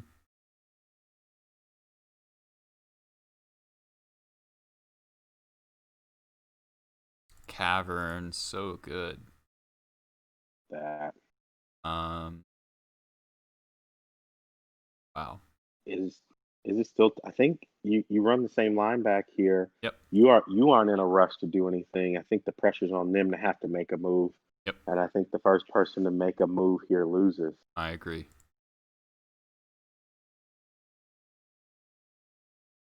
Got Pretty good. 3 aspects of interaction here. Think about that. You port, use the crater maker and the expert all in one turn. Mm-hmm. This feels like a really good position. They're taking 3 a turn. And then we can burst down the last turn with War Chief. Yeah. The leftovers just clean up the game after, because it's going to be a big turn where you try to activate, you tap it, they activate the other one, and there's some shenanigans, and then Mm-hmm. you just clean up the board the following turn.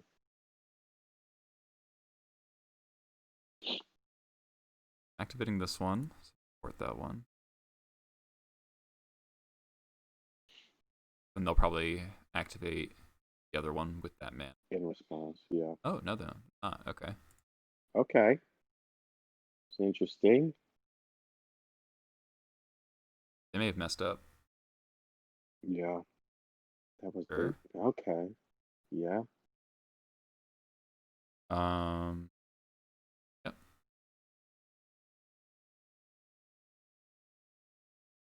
Sure. I'm not gonna do anything in the damage step. That is how you die. Yep. And end a turn, expert this. I guess we expert the 1/1. Yeah. Theoretically, Yeah. better. Yeah, I agree with that. Dried Arbor.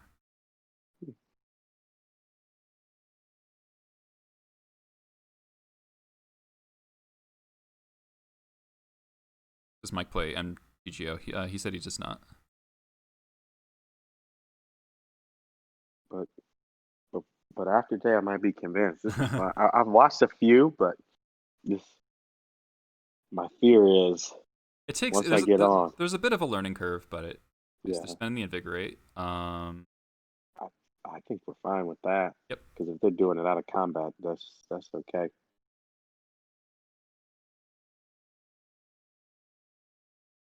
other cavern. Man, Do we just win here?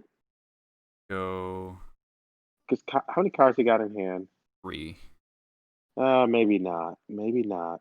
Can Because I do. was thinking about I want to play the War Chief this turn because then you can go Matron for Pashalik, and with the yeah, Skirk in play and the Crater Maker in play, that's super likely to kill them.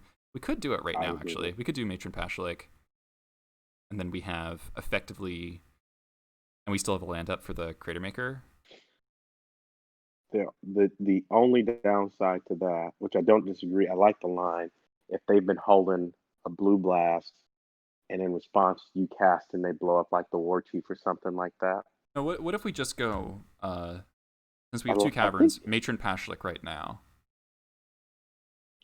and not you. So you aren't thinking of porting down an ink moth next turn. Well, it might not matter if we have effectively 4 pings on the table, right? We Oh, I have see what you're saying we because have you the can just Skirk. go after. Yeah. So that's how we. I like the idea of saying here's how we win. I think that's a strong line. Um, I feel like I don't think there's anything wrong with that line.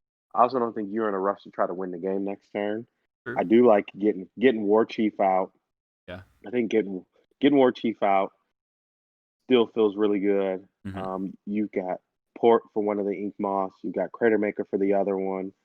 I could even see War Chief to use Matron to go get like another munition or to go get something else.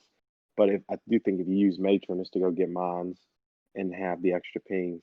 The question in my mind is in their hand, do they have a removal spell before Mons hits the board, or even for that? I'm not sure. I don't know. Tricky. Yeah. So we actually no, we only have 6 mana. For some reason, I thought we had 7. So Matron Mons is actually riskier than I thought it was because we don't have the land open for the Crater Maker I'm as not thinking well. good. Um, so I think I'm cool with War Chief, and then we do that Yeah. next turn. And I think I'm gonna keep the your Prospector Prospector back. back. Yeah, Prospector gives mana to Crater Maker, but it's like less efficient. I guess it would The still only ping thing I stuff. was The only thing I was thinking about attacking with Skirk Prospector, if they do block with Giant Arbor, so there they blocked. It's one less land with the cards in hand. If they drew like something, but I think you want Prospector. You win next turn. Mm-hmm. If they don't kill you this turn, you win next turn. Yep. Back. Take it slow. Hmm. Waste their mana on the Inkmoth Nexus activations. Then we still have the creature up. Scary thing about this line is that we don't have double interaction available. Okay, so this. I'll represent an uncounterable expert. Yeah, Okay. yeah, yeah. Keep not floating mana. It's just weird to me. Very bizarre.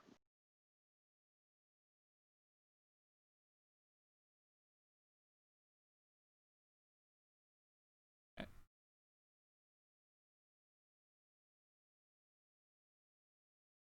You're in a spot if they do cast a pump spell. Have to respond to the Crater Maker. Yeah. Or with the Crater Maker, rather. No pump spells, just Yep. 2 regular ass Infect. Alright, they're Okay, well, yeah. As we like to say, Raisin Bran, dead. 2 scoops. Okay, so we can go easiest way to kill them.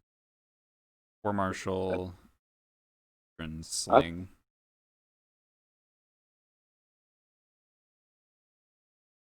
We could Matron Muxus. you just want to just Just embarrass style them. on them.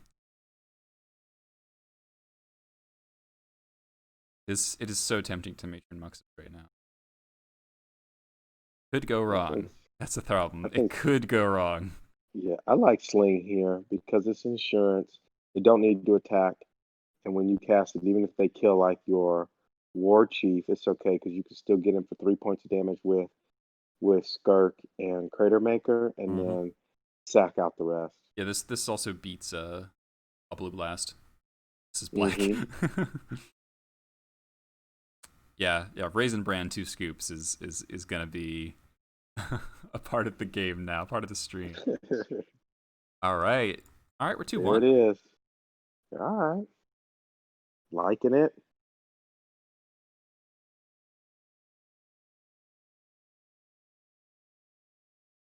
Matron Pile Swing Resolve Trigger Creator Maker Hierarch would be blown out cleanly by a pump spell, but it's cool. Yeah, there were lots of lines there that were cool and lost to various Yeah, things. yeah.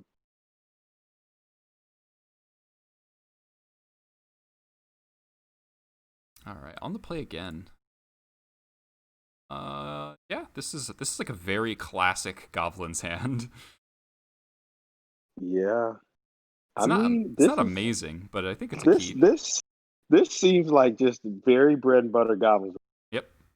Yeah. This is like an Yes, onslaught. This is literally an onslaught block hand. yeah. It's a keepable hand. It does stuff. Land spells every turn go up the curve. Win on turn 3 or turn 4. Yep. Yeah. Ain't You nothing normally wrong don't with this have these hand. kinds of hands with goblins. It's funny to see. This is the 2005 hand. It really is. This, if you go back and look, this actually looks exactly like when I got into Legacy. This is what it looked like. Mm-hmm. Like this is it. Oh no. Minus, I think we're okay with that. This signals Reanimator. So if that be the case, they thought seize, is it right here to sack the, because I think they'll take the pile driver. If they take the pile driver, I think do we you turn to War sack the Chief. Yeah. prospector? Yeah, yeah. They probably should take the War Chief. Yeah. Okay, yeah. Reanimator does play Thoughtseize. Yeah. Hmm. Yeah, that's interesting. I don't hate sacking Prospector to cast Lackey I and don't then playing the either. Pile Driver. Getting a full point of damage, Yep. yeah. Yo, Jack with the Tier 1 sub. Thanks a lot, man. Back. Don't worry, Reanimator's threat since 2005 sucked. I guess the downside if we sack this... No, we can put the ringleader.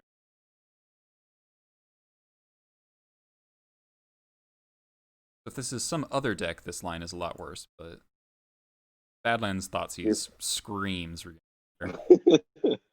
Yeah. I don't know, maybe it's like a Grixis control deck. Oh, wow. Forcing Fitching Brazen Borrower. It is that. Okay. Okay. I was not expecting that, I was which I not think is either. fine. Because the other thing is, it's okay because had you kept the prospector and went land sack, ringleader would have hit the ringleader. So I think of the two cards you would have wanted to get forced, Yeah, for sure. Lackey was the one you wanted to get forced. Mm-hmm. Cyrus, welcome. Cyrus Corman Gill says hello. Tell my homie and said what's up. Can't wait to see him again in some on some paper magic one of these days. Aw, bummer draw. To force the Lackey. So we just need to basically we could draw lands for the rest of the game and probably win. That's the That's the the hope. plan here. Even drawing Caracas, I wouldn't even be mad. Just any land here. Yeah, Cavern would be ideal, but any land would be good. Hopefully we don't get him to Turok. That would be cool. Oh, don't say that out loud. I hate that card. I know him is one of my least favorite cards. Yeah, I remember the Legacy days when Deathrite was legal, and it was just so backbreaking. Somebody go turn 1 Deathrite, turn 2 him plus Thoughtseize. Just something absurd. Oh yeah. Wow, they got Wasteland? What the hell? Is this Delver? Delver with the Badlands? Interesting. So perhaps they're trying to keep you off of your ability to get to ringleader. I mean, if took the war that sucks. They force pitched Brazen Borrower, so I guess it could just be a weird Delver hand. Or maybe they, yeah. Maybe they just can't beat Ringleader with what they have in hand, and that's why they want to keep you off the lands because they aren't Yeah, I deploying mean threats. we didn't do anything on turn 3, so kind of free to wasteland us there. This might be a Dreadhorde Yeah. Arcanist. In case we are screwed. Delver. Wow. All right. All right, come on, land. Yeah, Land off the Cavern of top. Souls off the top would be the best. Let's go. We missed two. We'll get one. We'll get Aw. this one. But you know what? That ain't the worst card. Yeah, it might get dazed, but if this is eating a daze, then the next card might not. People don't play Yeah, Grixis Control anymore because Veil of Summer exists. Like, Veil Your Hymn seems pretty rough. Yeah, also Uro, Oko. Wow. Okay. Delver flip, so we can still Chain Whirler this guy. Wow. Dreadhorde? You got to have a bolt in hand and just There's been the stockpiling Dreadhorde. them. This is really good because Pretty scary. Because the pile drivers get up to 3. If you draw a land here. Yeah, our land was so good. Come on. Oh, it's the wrong land. Ah! Oh, deck. Yeah, they're going to bolt. Oh, so we just lose our whole board next turn.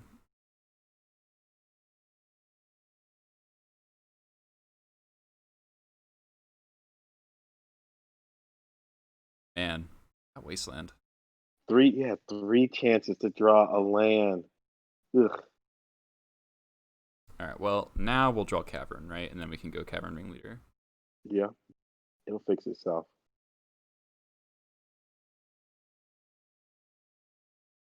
Still didn't flip the Delver. That's kind of fun. We are still in it. We are still in it. Because the question here is, do they cast a cantrip to be able to flip the Delver, or they get the pile driver off the board? I would best with the fetch. I'm guessing Brainstorm. Yeah. Cyrus 0-2 into 12-3 at the GP. What a god. What did he say? Cyrus GP Bologna went 0-2 into 12-3. Yeah. Must be nice. Must be nice. I've never played a GP. I love GPs, man. All right. I don't think we can play around. It ain't the worst. Can't play around. We can't play around everything. Just got to play out our cards. Yep. Fortunately, they know about the Ringleader, so I'd be very surprised if it resolved. Holy crap! Oh, we just hit a lackey. That's a bummer. Big time bummer.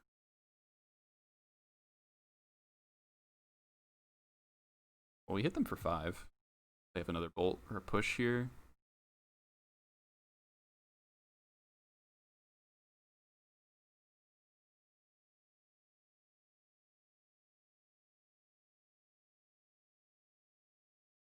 That lackey the Ringleader was pretty disappointing. Yeah. Ugh. Just not coming together. It's all right. Yeah, that's right. Flip to a daze. All right. Well, at least we know about the daze. Well, they're shuffling it away. Okay, so no daze. Yeah, smart.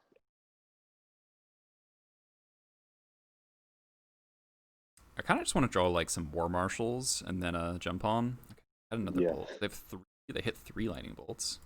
Yikes. Lackey doesn't do anything. Neither does this chain work. Flip the Delver.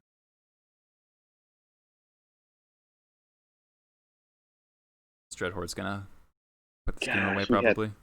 3 turns. 3 turns of missing a land. Yeah, and then we drew a 6-drop instead.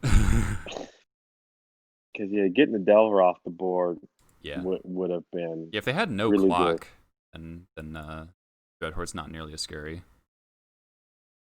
Confirmed cut Muxus for land, yeah. Let's play another Delver here. Okay, so red land's still good. Red land is still good.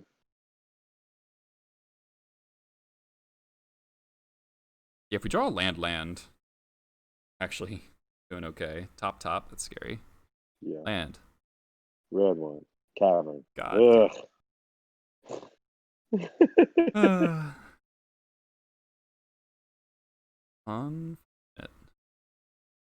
Might be dead. Actually, they hit 6, 7, 8, 9. No, we're not quite dead. Not yet, but it would be nice here. Can't push. Okay. Okay. All right. So we just got to draw a land. Got to draw a cavern. I should have ported the Badlands, but Yeah. I think at this point. flip on days. So it has to be exactly Cavern. It's coming. I can feel it. Yeah. It's 4 out of 46. It's not the worst chances. Not the worst. Going for Bolt. All right.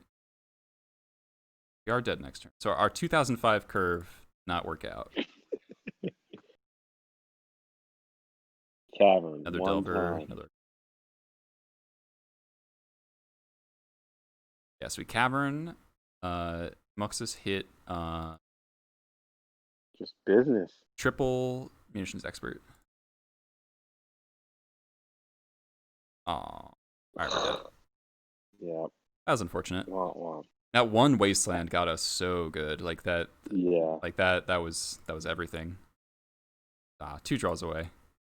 Yeah. That one wasteland. Yep. Okay. So I on the play against Grixis Delver, I really like Pyrokinesis and Chalice more than any other card. Yeah.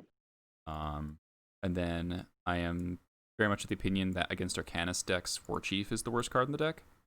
I agree. Shadow Muxus against Delver in general, for what we experienced last game, same reason. Mm-hmm. They do play Plague Engineer, so we have to be a little cognizant of that. So I could see shaving a Prospector. And then I think we could go to 1 Pile Driver, or we could go to 0 War Chiefs. That's my thinking. I like the 1 Pile Driver. I think you still want access to a War Chief. I guess you could flip it off the Muxus, and that's way better. Yeah. Okay, this seems fine to me. That's We're a little exposed to Plague with this configuration, but 3 Pyrokinesis is pretty good at killing Plague Engineer. So in these matchups, I've shaved. I'm a fan of red blast here, just because they're trying to do 2 things a turn. It feels so good sometimes to be able to. Yeah, I like Brainstorm. I like Red Blast on the draw. Yeah. Ugh. I don't think I'm going to 5, but this hand does not have a whole lot of action. I think you got to keep it. Put a land back, get the Lackey out, and hope for the best. Maybe they'll go turn 1 Delver, trade, or even just expert. Trade and Wasteland. Yeah. And we do have a Wasteland to buy time, basically. Yeah. Yeah, even here, if they kept in the forces and they force, and then next turn try to play something. Mm-hmm.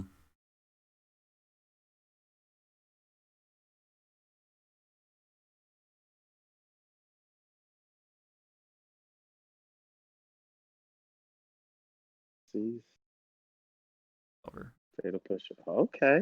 You want to try to trade rather than play the expert. I think it depends on what you draw. That's true. I think you see what you draw. Well, here I like attacking and trading simply because then the next thing you get to do is Wasteland. I agree. And this is a land light deck. They need all their resources. They can't cast a blue card. I mean, you force that interaction. And if they don't, you get to cheat in a Crater Maker. Still do the same thing.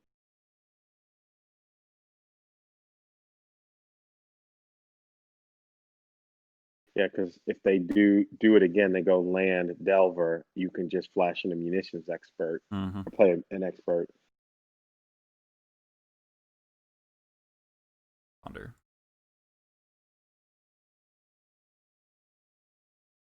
I think I'm playing Crater Maker here out. Yeah, I like that. They shuffled off the Ponder. That's pretty good. That's really good. Chief, okay. This also gives us a way to kill turn 2 Arcanist if they play that. Yeah. It's kind of a bad trade, but it's better than them untapping with Arcanist.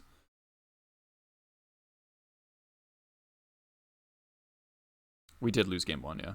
He got pretty stuck on our mana. The 1 Wasteland taking out Badlands kept a Chain Whirler stuck in our hand, kept a Muxus stuck in our hand. No shuffle. Assuming this is going to be some sort of removal spell on the Crater Maker. Because this is the kind of game I think you want to play against this deck. If you just trade back and forth, but they aren't setting up as long as they ain't setting up shop plus doing a thing, it's fine. But we'll eventually play more lands, run them out of threats. Yep. Chalice would be such a good draw here. Ooh, how good would that be? Oh, this might be Gurmag Angler. This feels like Gurmag Angler. No, don't you say it. They're paying the costs. Yeah, it's a Gurmag Angler. All right. Well, I guess Dreadhorde isn't as much of a threat anymore. Yeah. Yeah. Having out the War Chief. Yeah. And I think you sit behind.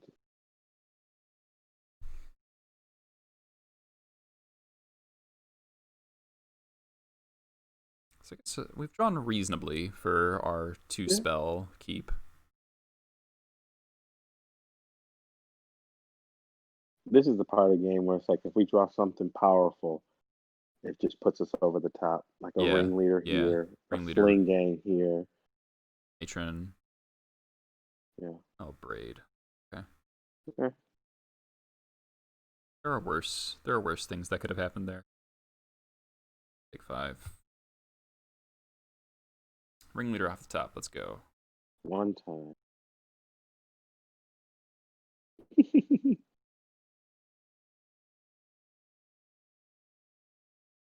Mog War Marshal would be really nice just to hold off this fish. Oh my goodness. War Marshal against the fish is so good. Yeah. We could kill the Gurmag Angler if they like tap out pre-combat. We can flash in the Expert, deal 2, block, and then Crater Maker it. Yeah. There's a Wasteland. I think it's fine now. We got the Aether Vial out. There, Mario. I'm surprised that they used the red instead of the black. Yeah, they bottom too. Yeah, they preordain, and if they find Arcanus, they can still cast Arcanus. But what do you think of taking that line to kill fish right here? How many cards do they have left in hand? 4. They did show Fatal Push, but they don't have that many of them.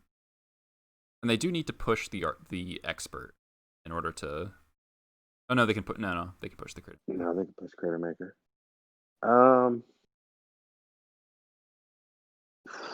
That's tough. It's pretty high upside. It's tough. It's upside because even if you flash in the Expert and they push Crater Maker, you still have a blocker or a body. I think try it because if anything, I think they would have pushed Crater Maker because that card kills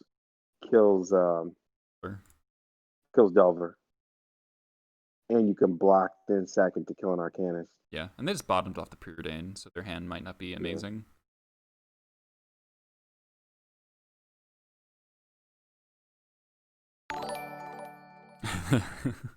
My layout makes me look like I have. Goblin, thanks for the follow.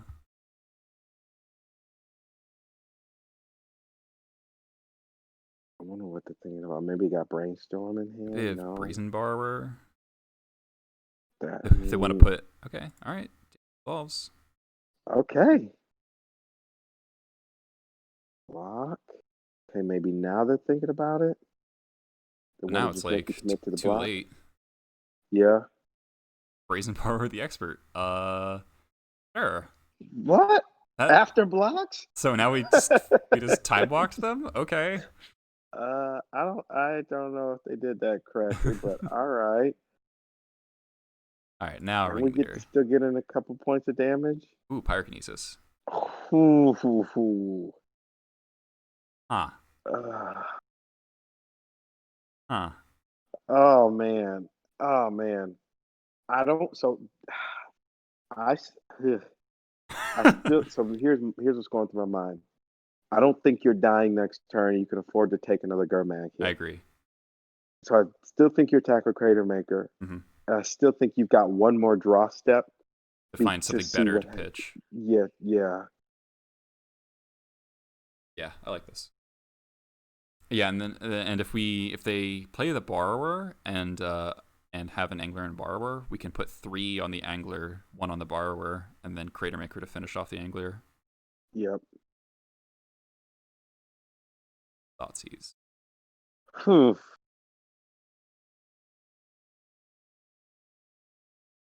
Huh. So the question here is, do you flash in the expert? Do you kinesis and crater maker? Or do you do nothing?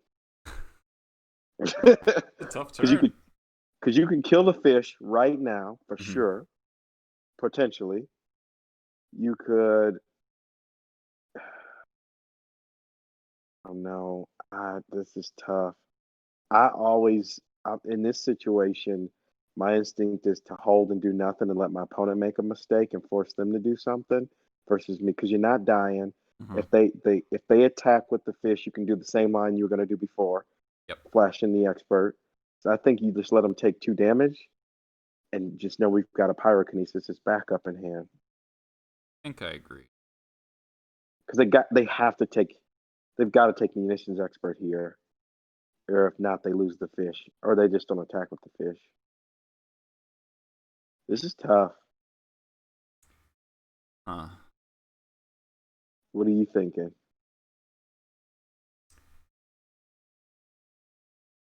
So, pyrokinesis, angler, kill it for sure. They still lose the 2 life, and they have no threats. They have the brazen borrower that can come in. I think we let this go. Yeah, Very close. because I think the deck's good enough that we can deal with a ground angler over Yeah. the next. You got 3 or 4 turns to deal with an angler, and you still have a threat. So you still got a crater maker. So you've got 4 or 5 turns to deal with an angler, and you've got the brazen borrower check. Yeah. What? Oh, I think they misclicked. They didn't attack with the angler. Or maybe they just misread pyrokinesis. Yeah, I guess that's a possibility. Okay, so they're gonna end step Delver. Seems weird. They Yeah, have an Arcanist. there's no way they just jam an Arcanist on this board, knowing you got a pyrokinesis in Yeah, hand. it's just asking to get. Well, now we know they don't force. Yeah.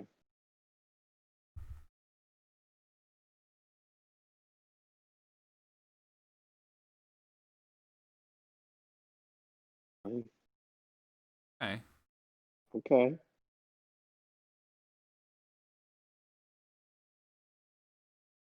Alice. Ooh. Yeah.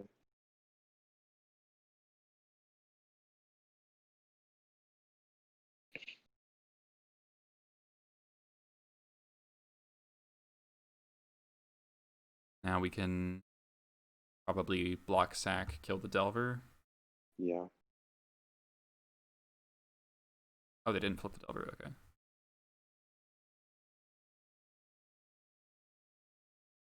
Since they flip Delver, I almost wonder if you just take the 5 from the angler. Yeah, I think we take the 5. Yeah.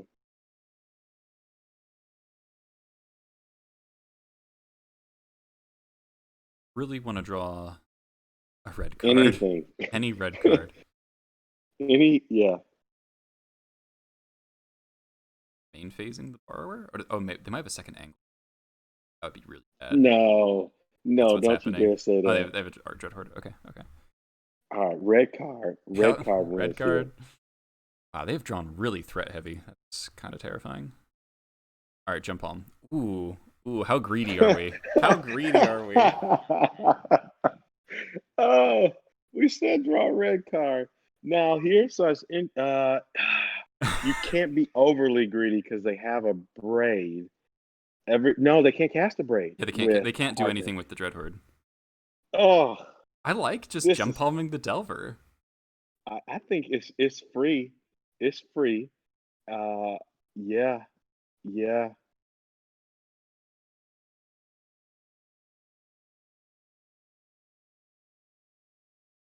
Oh, hit a Okay. munitions expert. Perfect. Okay. This is interesting.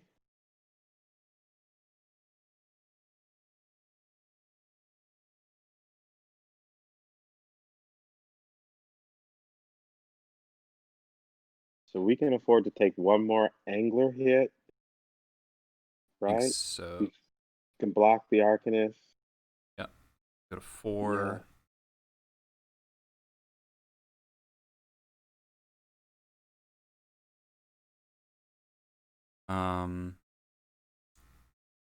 Yeah, because here you get to untap. If you draw another red card, how good would that be? Because Yeah, you can right. flash in Expert plus Kinesis, GG. Yep. This is a tight game. Yeah. This is a good one. Another Dreadhorde. Okay. All right. Chalice saving our butts. Come on. I'm gonna go 4 or leave on 3. So we have Well, two Sling Gangs, 3 Ringleaders as 4-drops. I think you want it at 4 because you can cast anything at 3. This just gives you a little bit more Yeah. diversity in what you can do. Going to 4. Okay. All right. Hopefully no days. Yeah. Nice. Sling Gang for the W. Does that kill them? Well, not kill him, but I think it wins over, or is it Ringleader here? Ringleader's pretty tempting here because it could find us Ringleader's more red cards to pitch to this Kinesis. Because we don't really want to pitch Munitions Expert. Yeah, I think you're right. I And like Ringleader. With Chalice down, we can play a little greedy, I think, because we're not going to get bolted out. Yeah, I like Ringleader here. Get more red cards. So we don't Nice. have to War Marshal, Ringleader. Perfect. the best red cards. All right, so now we just got to clear it. We got to finish out this game. So Yeah. I think you pass, untap next turn, and put it to sleep because you got Expert, you got Kinesis. I think you Ringleader again. Because here, being at 4 life, you need to have all your blockers up. Yeah. Attacking's pretty greedy because they can just block with an Arcana, so it doesn't really do anything. Yeah, and here too, you can double block an Arcanus with the with the 2/2s and then jump with the Matron. Yeah, I like that. Mm-hmm.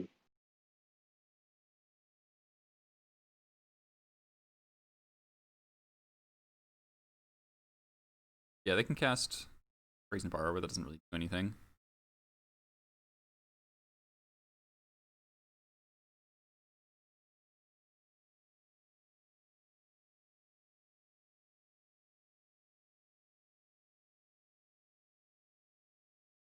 We got to win a game 3 after this. I think we pull this one out. I think. Yeah, this game was sick. That jump palm was so good. And another Matron. Wow. Oh man. Oh man.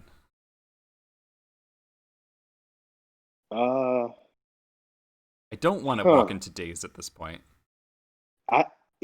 I think there's an argument to be made here that you don't actually have to do anything. I want to kill them pretty quick. So I think my line is Ringleader, see what we hit. Expert, the Angler. Yeah. And then we can Pyrokinesis when they Brazen Borrower or end step, killing a Dreadhorde and the Borrower. So here's I like that. I think flashing it, getting the Ringleader down, and I think you can attack with both Ringleaders. If the fish blocks, then you can Expert the Gurmag. Well, we can just do that. Oh, we hit a Sling Gang. I think we just Expert right now, like pre-combat. So you're not wanting them to block? No. So if that's the case, then wouldn't you want to Expert something that dies? Because if you never mind. We 5 damage. Yeah. Expert counts. It counts itself. Never mind.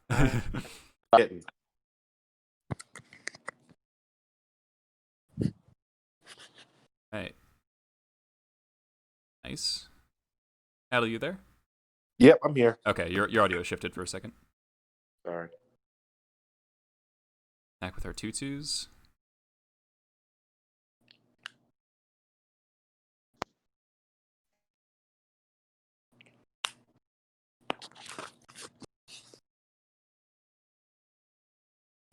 I wonder if they're gonna double block the Crater Maker. Okay. Interesting. Okay. Sure. I like that line. I like them double blocking simply because, well, let's see.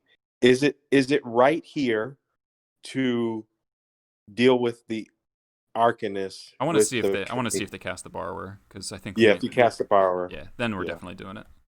Oh man, well, they just made that kind of easy for you. Yeah. I mean, we can't kill everything, but and we can.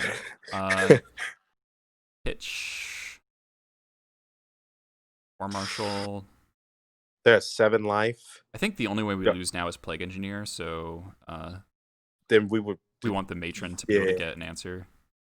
Yeah.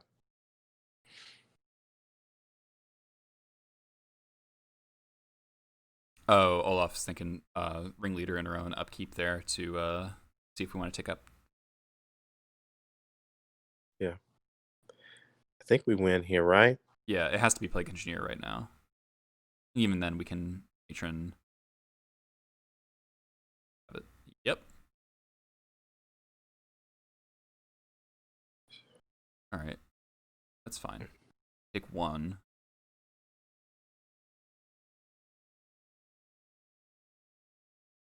Oh no, and they have a Wasteland. It's good. Just it's got dicey.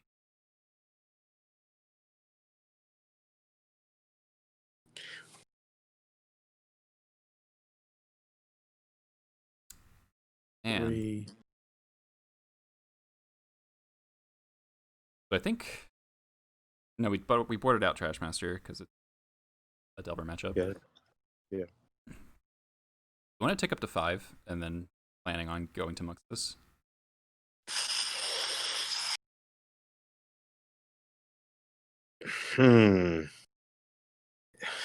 I think we do. So you're just not gonna cat no more. So we're not thinking about getting Sling Gang because Right. if you draw like a Gem Palm or something here, We don't have any Gem Palms left, and no more Gem Palms left. We only have 1 expert we can't cast. So I feel like Matron from if we draw a land, we can Matron from Muxus. And if we don't draw a land, I mean, I guess it depends on what we draw. If we draw, I guess we get punished if we draw Pyrokinesis, because then we can kill the engineer and then kill them exactly. Or it's a little more. But I feel like playing for the Muxus line is.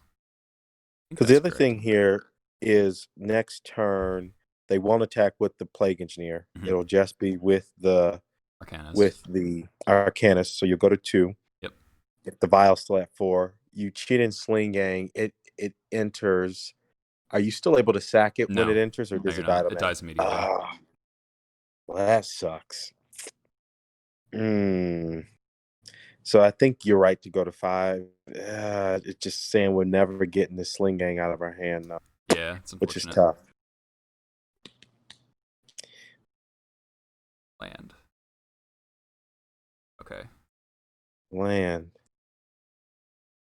Go to 1. Guess I get Badlands here. I'm not gonna play around a 3rd Wasteland, I think. Yeah, you may as well. We have 1 more Ringleader. Alright, so yeah, Muxus time. And I don't think anything else makes sense.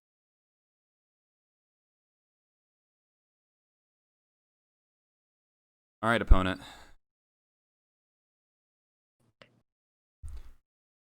Gonna be the final draw step. No Abrade, please.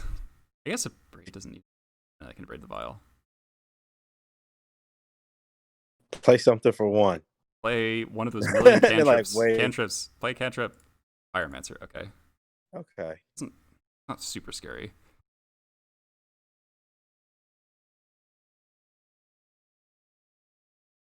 This Muxus needs to hit like Pashikmons is probably the best hit because it means our 1/1's dying will kill everything. Yeah. Yeah, we don't have many goblins left in our deck, so the Muxus split might be kind of bad. But we're gonna go to 1 here. Yeah. It's the line. It's the line we got. Oh man, game is intense.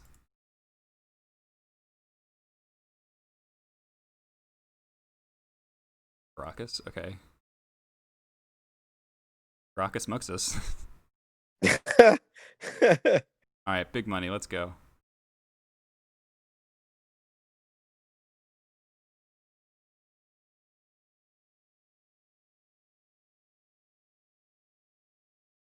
War Marshal. Okay. All right, so we're going to stack War Marshal on the bottom here. Then Matron. Get our last munitions expert, kill the Plague Engineer. Yes. I think that's best. I think that's right. And just pray that they don't have yet another. Did we do it? Did we do it? We did it. Please say it. We did. Please say we did it. Expert resolved. Nice. Because even if they kill, we did it. Get those 1/1s. Caracas. How good does that feel? And we have Caracas Muxus next turn. Can't really attack. No. However, Caracas Muxus does seem decent. And we probably just cast getting next turn. I guess it depends on whether or not we draw land. Yeah. Oh, what a game. Oh, they drew Wasteland. God damn it. Huh? Third Wasteland. Oh, they didn't destroy the Caracas. They probably didn't see it, or they probably recognized they don't want you to have Sling Gang. Yeah, they saw the Sling in him. All right, so end step, bounce Muxus. You do it now, or yeah, I guess I was thinking about getting the free attack in because Muxus has to be. Yeah, but it just gets chumped. Yeah, by a token. That's true. Yeah, you're right. And this gives us our mana on our turn, so if we draw land, we can still play the.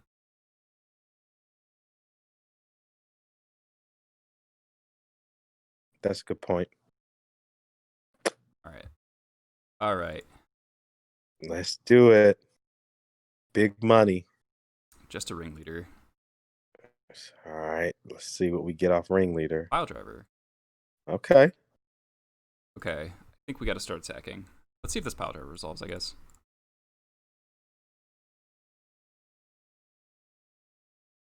Okay.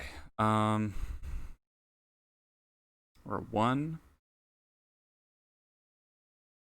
I think we attack with 2 ringleaders. Yeah, I think that's right. We have 4 blockers.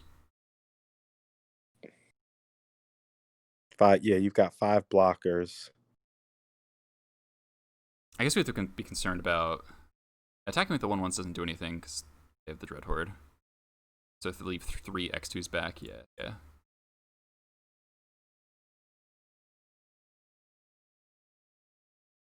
Yeah. Go to 5. Yes, this feels good. Oh, don't have Brazen Borrower. Brainstorm, okay. Okay. All right, so that was their last card. So, don't believe... I don't think any one card kills it. A Braid on the Chalice. And then they Brainstorm into Bolt, I guess. Yeah. Oh, we got it! All right, and so the next Muxus flip. It would flip the Sling Gang. That'd be GG. Okay, that was a close one. That was a good one. Oh my god, that was a really good one. That was a nail biter. Chalice is really good. I normally board out Chalice on the draw, but it was really good there. Yeah, put it in overtime.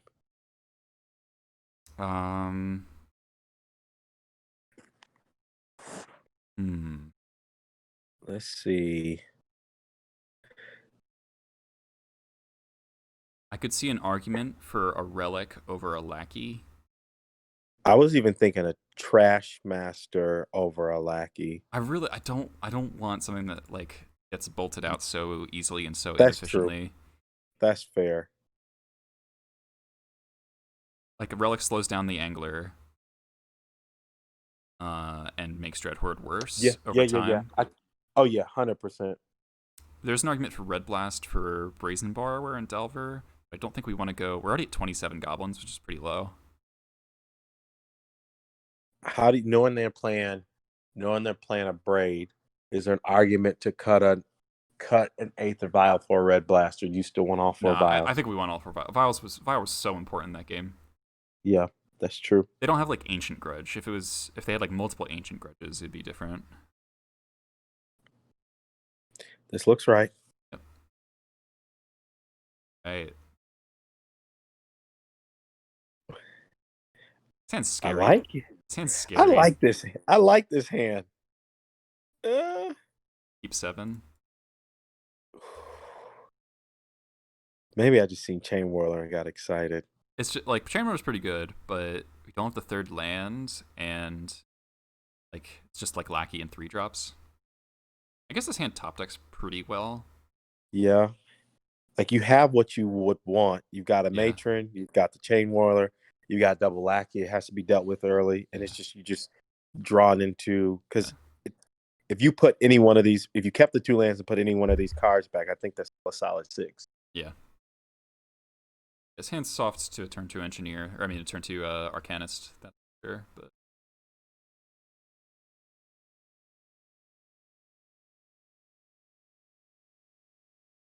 Oh, that's a good draw. Really good draw. I think we play the Vial. Yeah. Hope they don't have days for it, but if so, they're thinking. Yeah.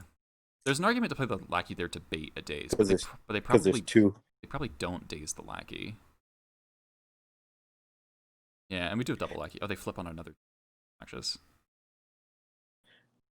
I think it's okay because here you can still play Lackey. Yeah. And if they daze the second Lackey, I think we're in a good spot because they're just behind. Yep. Now, granted, hopefully they don't play a second Delver. Okay. Well, gotta take a Lackey here, right? Am I? Maybe. If they do, it tells you. Yeah, if they do, it tells you what they can't deal with 2. All right. Oh, they have one more land. Yeah, they have a daze. They got a daze. But this is actually pretty huge because now Arcanist isn't nearly as threatening. We draw the land on time. We kept a 2-lander, so we just need to draw our 3rd land drop by turn 4. Yeah. Push. Brainstorm. Okay. Okay. There's a universe where they don't have the removal spell here, and they have to hold back the Delver. So I think that's what this hand tells me is they didn't have the removal spell for Lackeys, and they didn't have the Plague Engineer because of how they sculpted it. They got rid of a Lackey, and now they're brainstorming like this. Yeah. So I feel like no removal spell for the Lackey and no Engineer, and they're looking for a removal spell. Okay, so they found the bolt. All right, so land gets us so in this. Or, I mean, Pyrokinesis would give us time as well, but land especially. Yes. That's what we needed.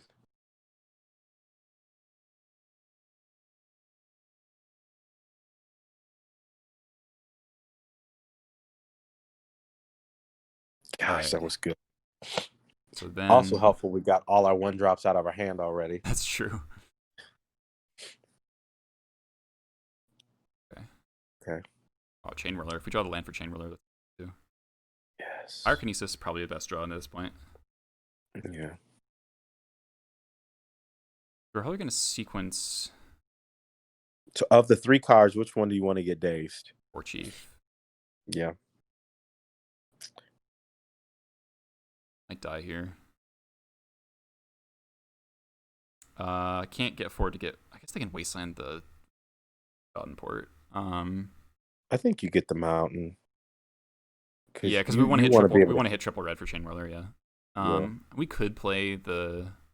I think we got to bait out the days. Yeah. Though I mean, playing War Marshal does stop a lot of damage. I don't know. Maybe playing War Marshal was better.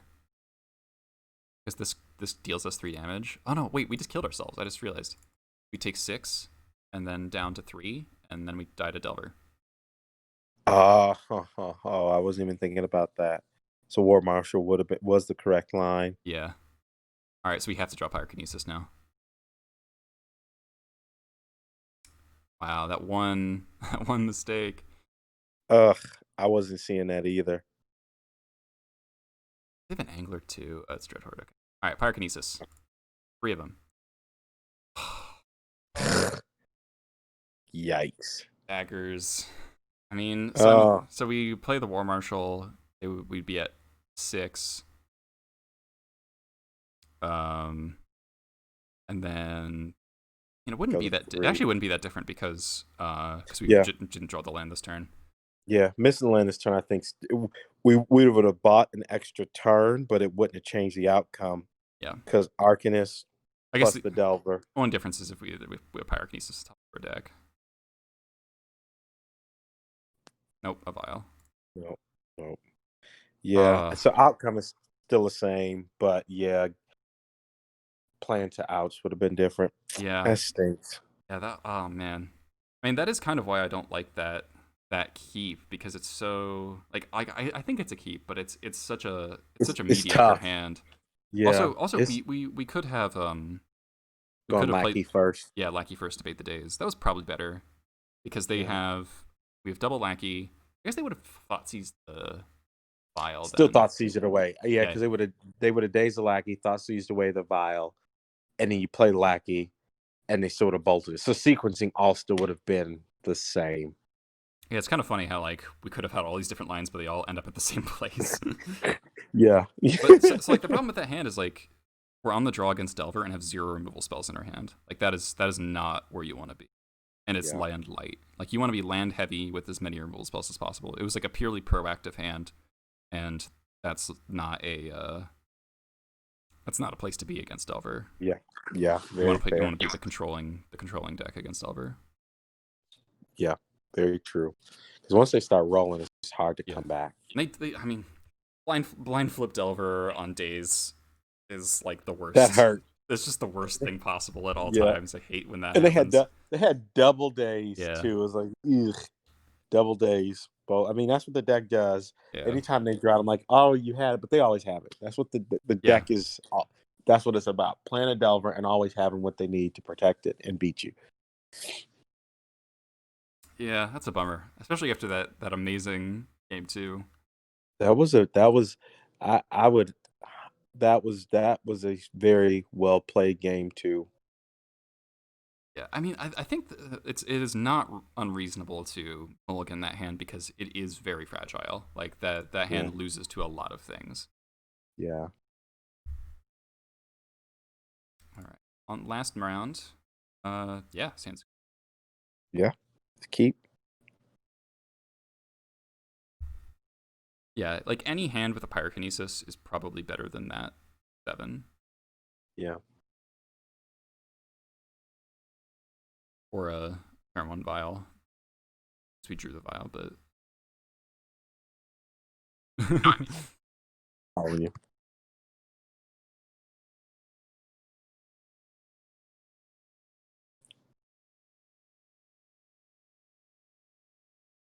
Jack, I think you keep Lackey dependent hands pretty often with Goblins, and that is just not a winning recipe a lot of the time. Tropical Island. Okay, this could be Rug Delver, in which case we've resolved Aether Vial, and so we are massively ahead. And we drew a Cavernous. Oh, this is good. Yes. We back to riding in the back of the limo.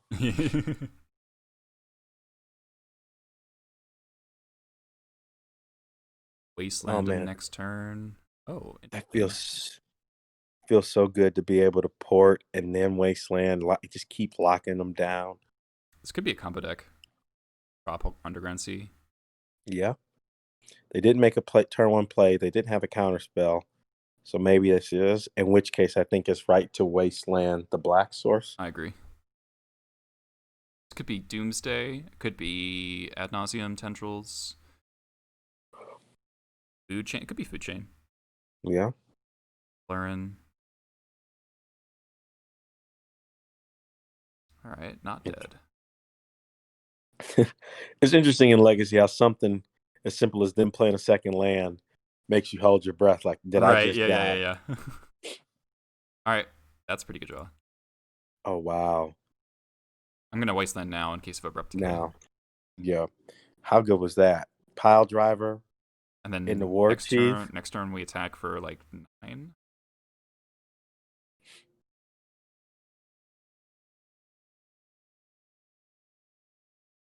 Yeah, if our 7 against Delver had a Mogwai Marshal or an Expert, it's definitely way better. I think it's yeah.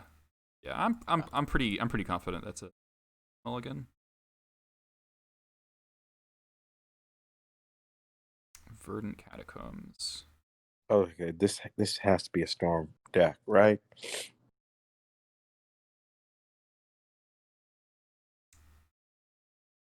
Draw another wasteland or Sling Gang. I think we go War Chief Ringleader here because if they are Storm, we want to get them really low for ad nauseum reasons, and if they're a fair deck, then it's just the best line anyway. So is it right to tap out and give them access to 2 land, or is it just keep them? Because we already wasted one, and we tap another one. They didn't go off when they had access to 1 land, but giving them access to 2. Also, if you do Ringleader, you don't get to even put all those things in play. So would it be better to get in the plus 5 damage? Does the clock change if next turn you play Ringleader, and you can still probably cast a 2 or 3 goblins you draw and just win that way? I don't think that. Well, if we Violent War Chief and we attack them down to 15, they fetch, go to 14. We uptake Violent Ringleader. Because my rationale here is if we're not killing them, I don't think we give them percentage points to kill us. Because I think you will still win in the same amount of turns by attacking for 5 versus attacking for 9, but limit the risk you expose yourself to. Because you'll have access to 4 land, which means you could arguably play 3 or 4 goblins next turn. Okay, I can buy that. Oh wow, they conceded. Okay. all that thinking. All right, so dang it! I wanted to see what happened. So if they conceded, that makes me think they're not a combo deck. Oh, okay. Because if they were a combo deck, I think they would have played at least another 2 turns. Because a combo deck can definitely kill from that position. From that point. Yeah. What were your next couple? What were the next couple cards? What would Ringleader? Yeah. So see, I think you still just win from that spot. Yeah, I think you're right because we Ringleader in our upkeep, hit 3, and then we can go Crater Maker War Marshal, and that's definitely cool. Yep. Yeah. Okay. So a Bug Bear deck. This could be the World Gorger deck. I think Bug Colors makes me want Relic in general because they're probably playing Uro. They're also playing Oko most likely, so I think Red Blast is kind of easy to bring in. Yeah. I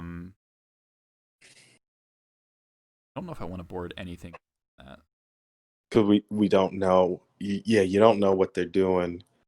And then maybe they did that on purpose, didn't expose anything because they didn't want you to see anything. Cuts are difficult in the blind.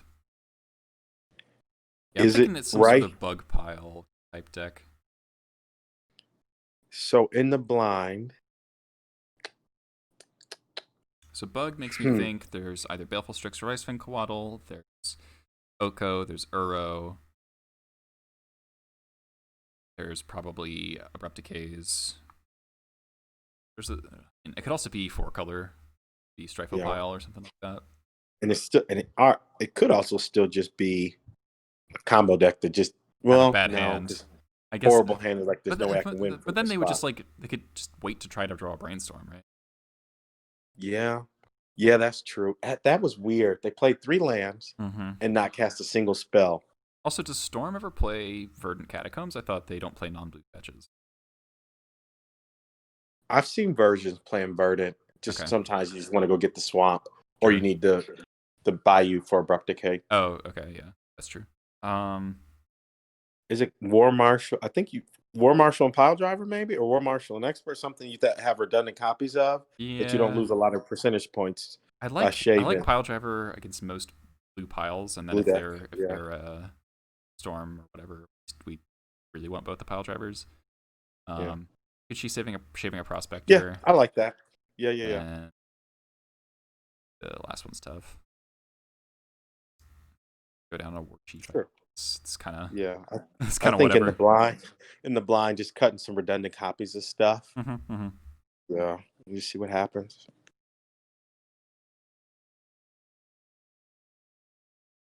Well, Allurin probably might not have been able to cast creatures from that point. They never had 2 mana. Yeah. All right. Ooh, I like this hand. I like this hand. Have I considered 61-14, 61-15? Yeah, I have. Always want the extra sideboard slot. Your land is nice. We could wait a turn and hold up Red Blast.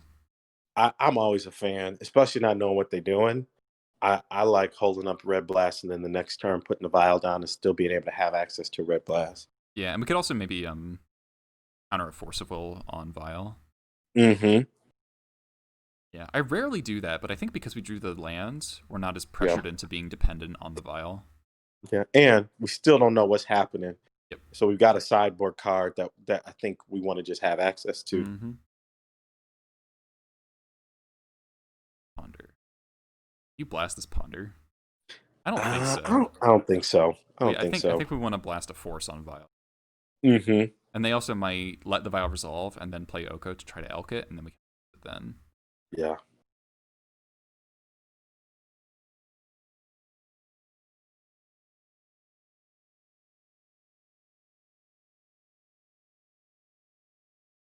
More land. So we got Ringleader set up. Yeah.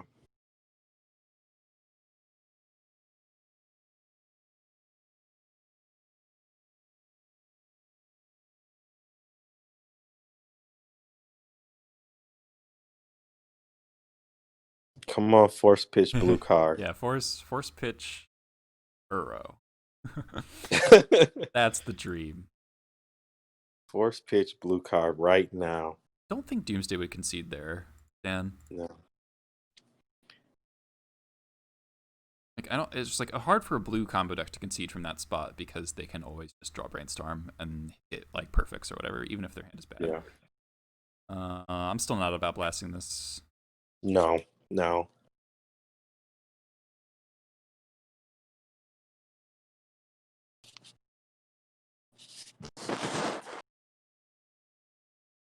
The play patterns are looking like a combo deck, yeah. But no, Oko, Plague Engineer. Oh boy. Okay. Well, all of our hands are 2/2s, so. If we play engineer proof. Don't really want to draw any more lands, so I'm gonna fetch.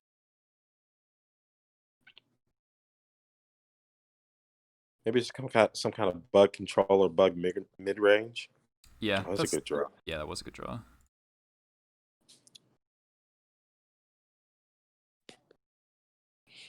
Could be World Gorger, yeah. But that deck is an Astrolabe deck, so.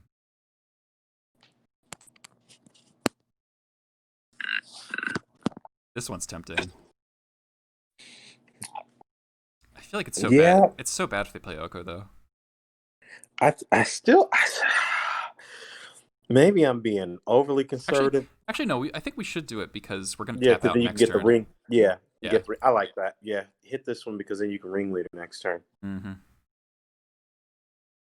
It may or may not have been the best card, but it was the best card giving you lines of play. Oh, I think they missed a land drop.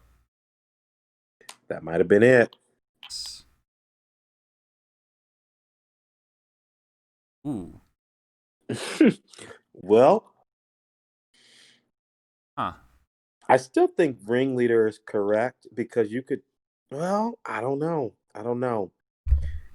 Because let's say you go Crater Maker, try to kill it, and they kill like the pile driver, then you've got to use Crater Maker, and you've used 3 cards to try to kill the. Yeah. I like resolving ringleader right now. Ringleader. That was the play we set up for, and I think it still is right. And you might find a munitions expert. Yep. Or other stuff. I don't think I would expert into a potential abrupt decay. I think they would have abrupt decayed Vial, wouldn't they? Yeah, 100%. But either way, I think here just put more cards in your hand. Yeah, good point that if they do have a second engineer, we just kind of die. That's not necessarily. Oh, hello there. Draw 4. See it.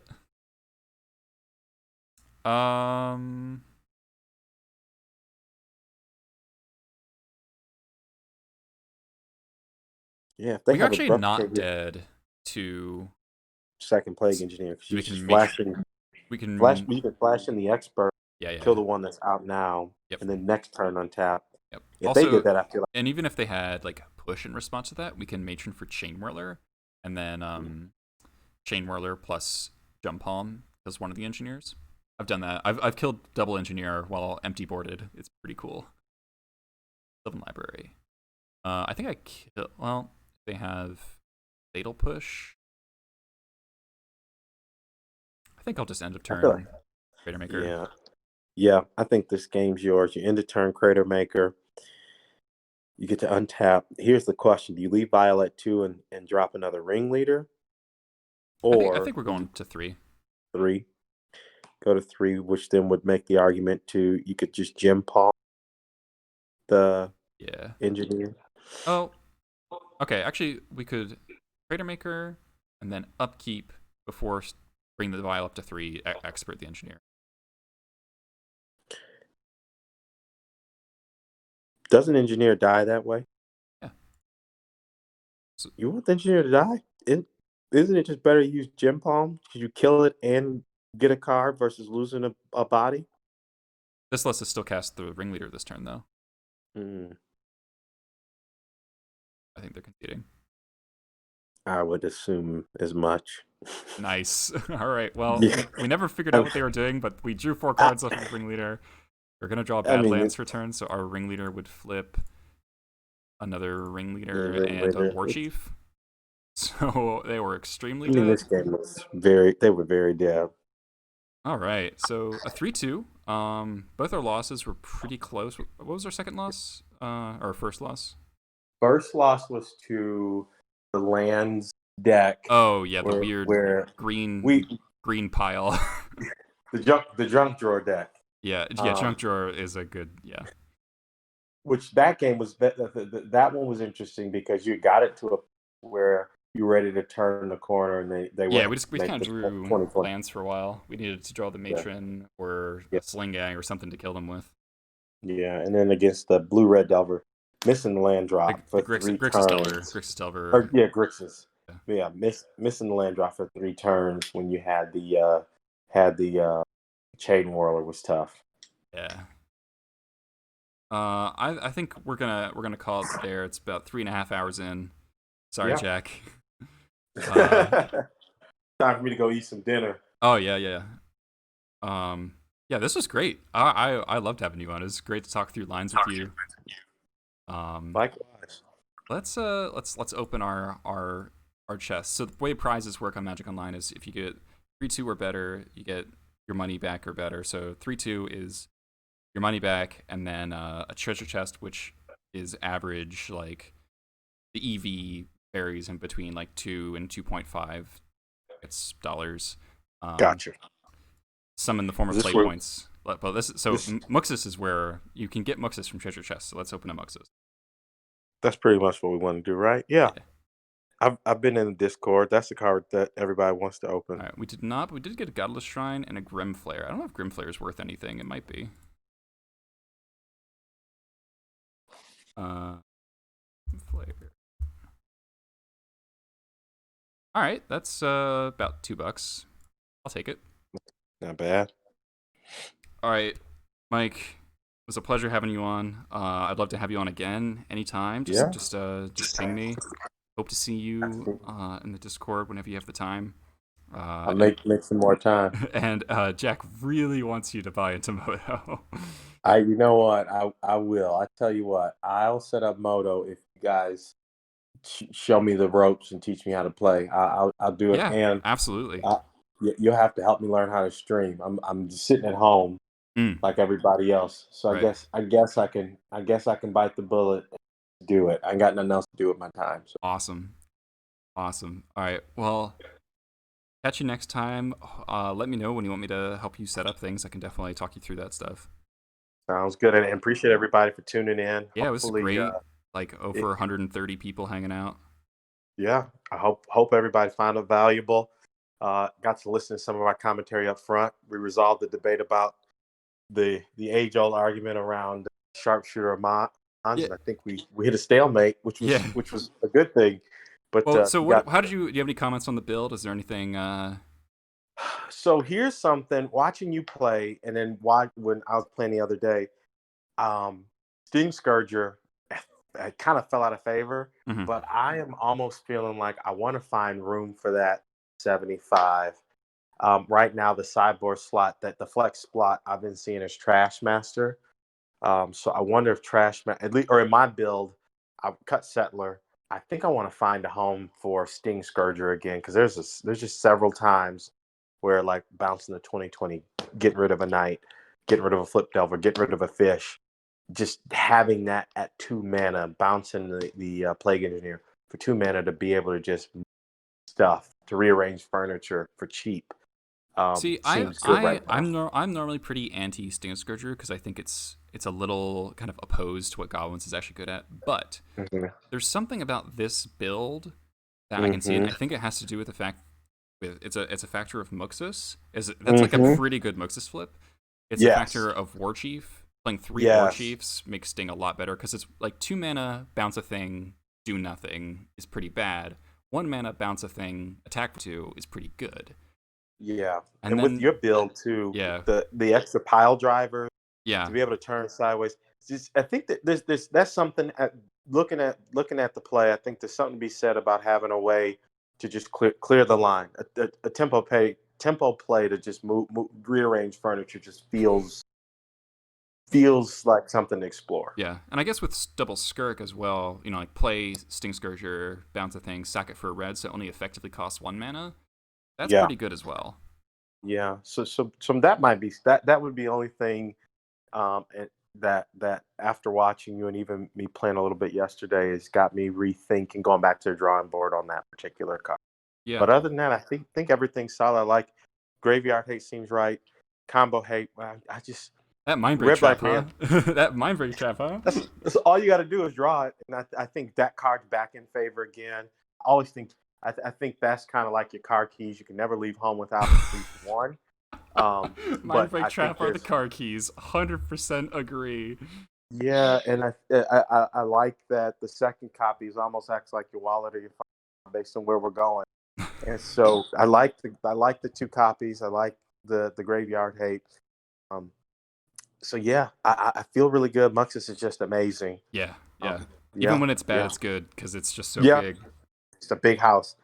So, but yeah, appreciate you having me on. Yeah, Glad this is everybody great. tuned in. I will have to do it again soon. So thanks, man, and Yeah, good luck in your next league. thank you. All right, catch you later, Hadley. All right, bye-bye. Bye. All right, everyone. That was our time with Mike Hadley. That was super fun. I think we had some really excellent games, even though we just 3-2'd. The quality of the games was really high, I think. That game 2 against Grixis Delver was super awesome. I wonder if I think I would have mulliganed that hand game 3 because I think I'm more cagey on Lackey than Hadley is. But obviously I could have had an unplayable 6, so like I'm not saying I would have won that. The stream was great. I am going to be playing the Sunday showcase. I don't think I'm going to be streaming it because I get pretty bad event anxiety.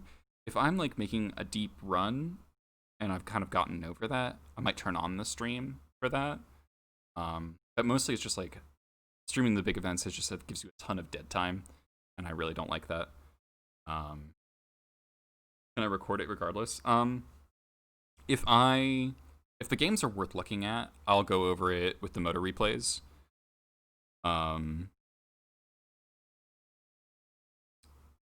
So, I'll have a review, yeah. And I've got it doesn't cost me anything to play, right? I've got 96 qualifier points that are just sitting there doing nothing. So that's I think that's what's gonna happen. Yeah. So if the moto replay flips out, then it kind of gets spoiled, but it's usually okay. Sometimes you can kind of like replay it a couple of times and it'll fix itself, which I don't know how that's how technology works, but apparently that's how technology works. Let's find someone to host. Looks like Honorog's still streaming. Honorog. So thank you all so much for watching. If you're interested in my content, check out the YouTube channel. Check out the my Twitter, and check out the Patreon for any. So I got a sideboard guide, got articles, all sorts of special stuff on the Patreon. You can !Patreon to check that out, or check in the description of the YouTube video if you're watching on YouTube. Thank you all so much, and catch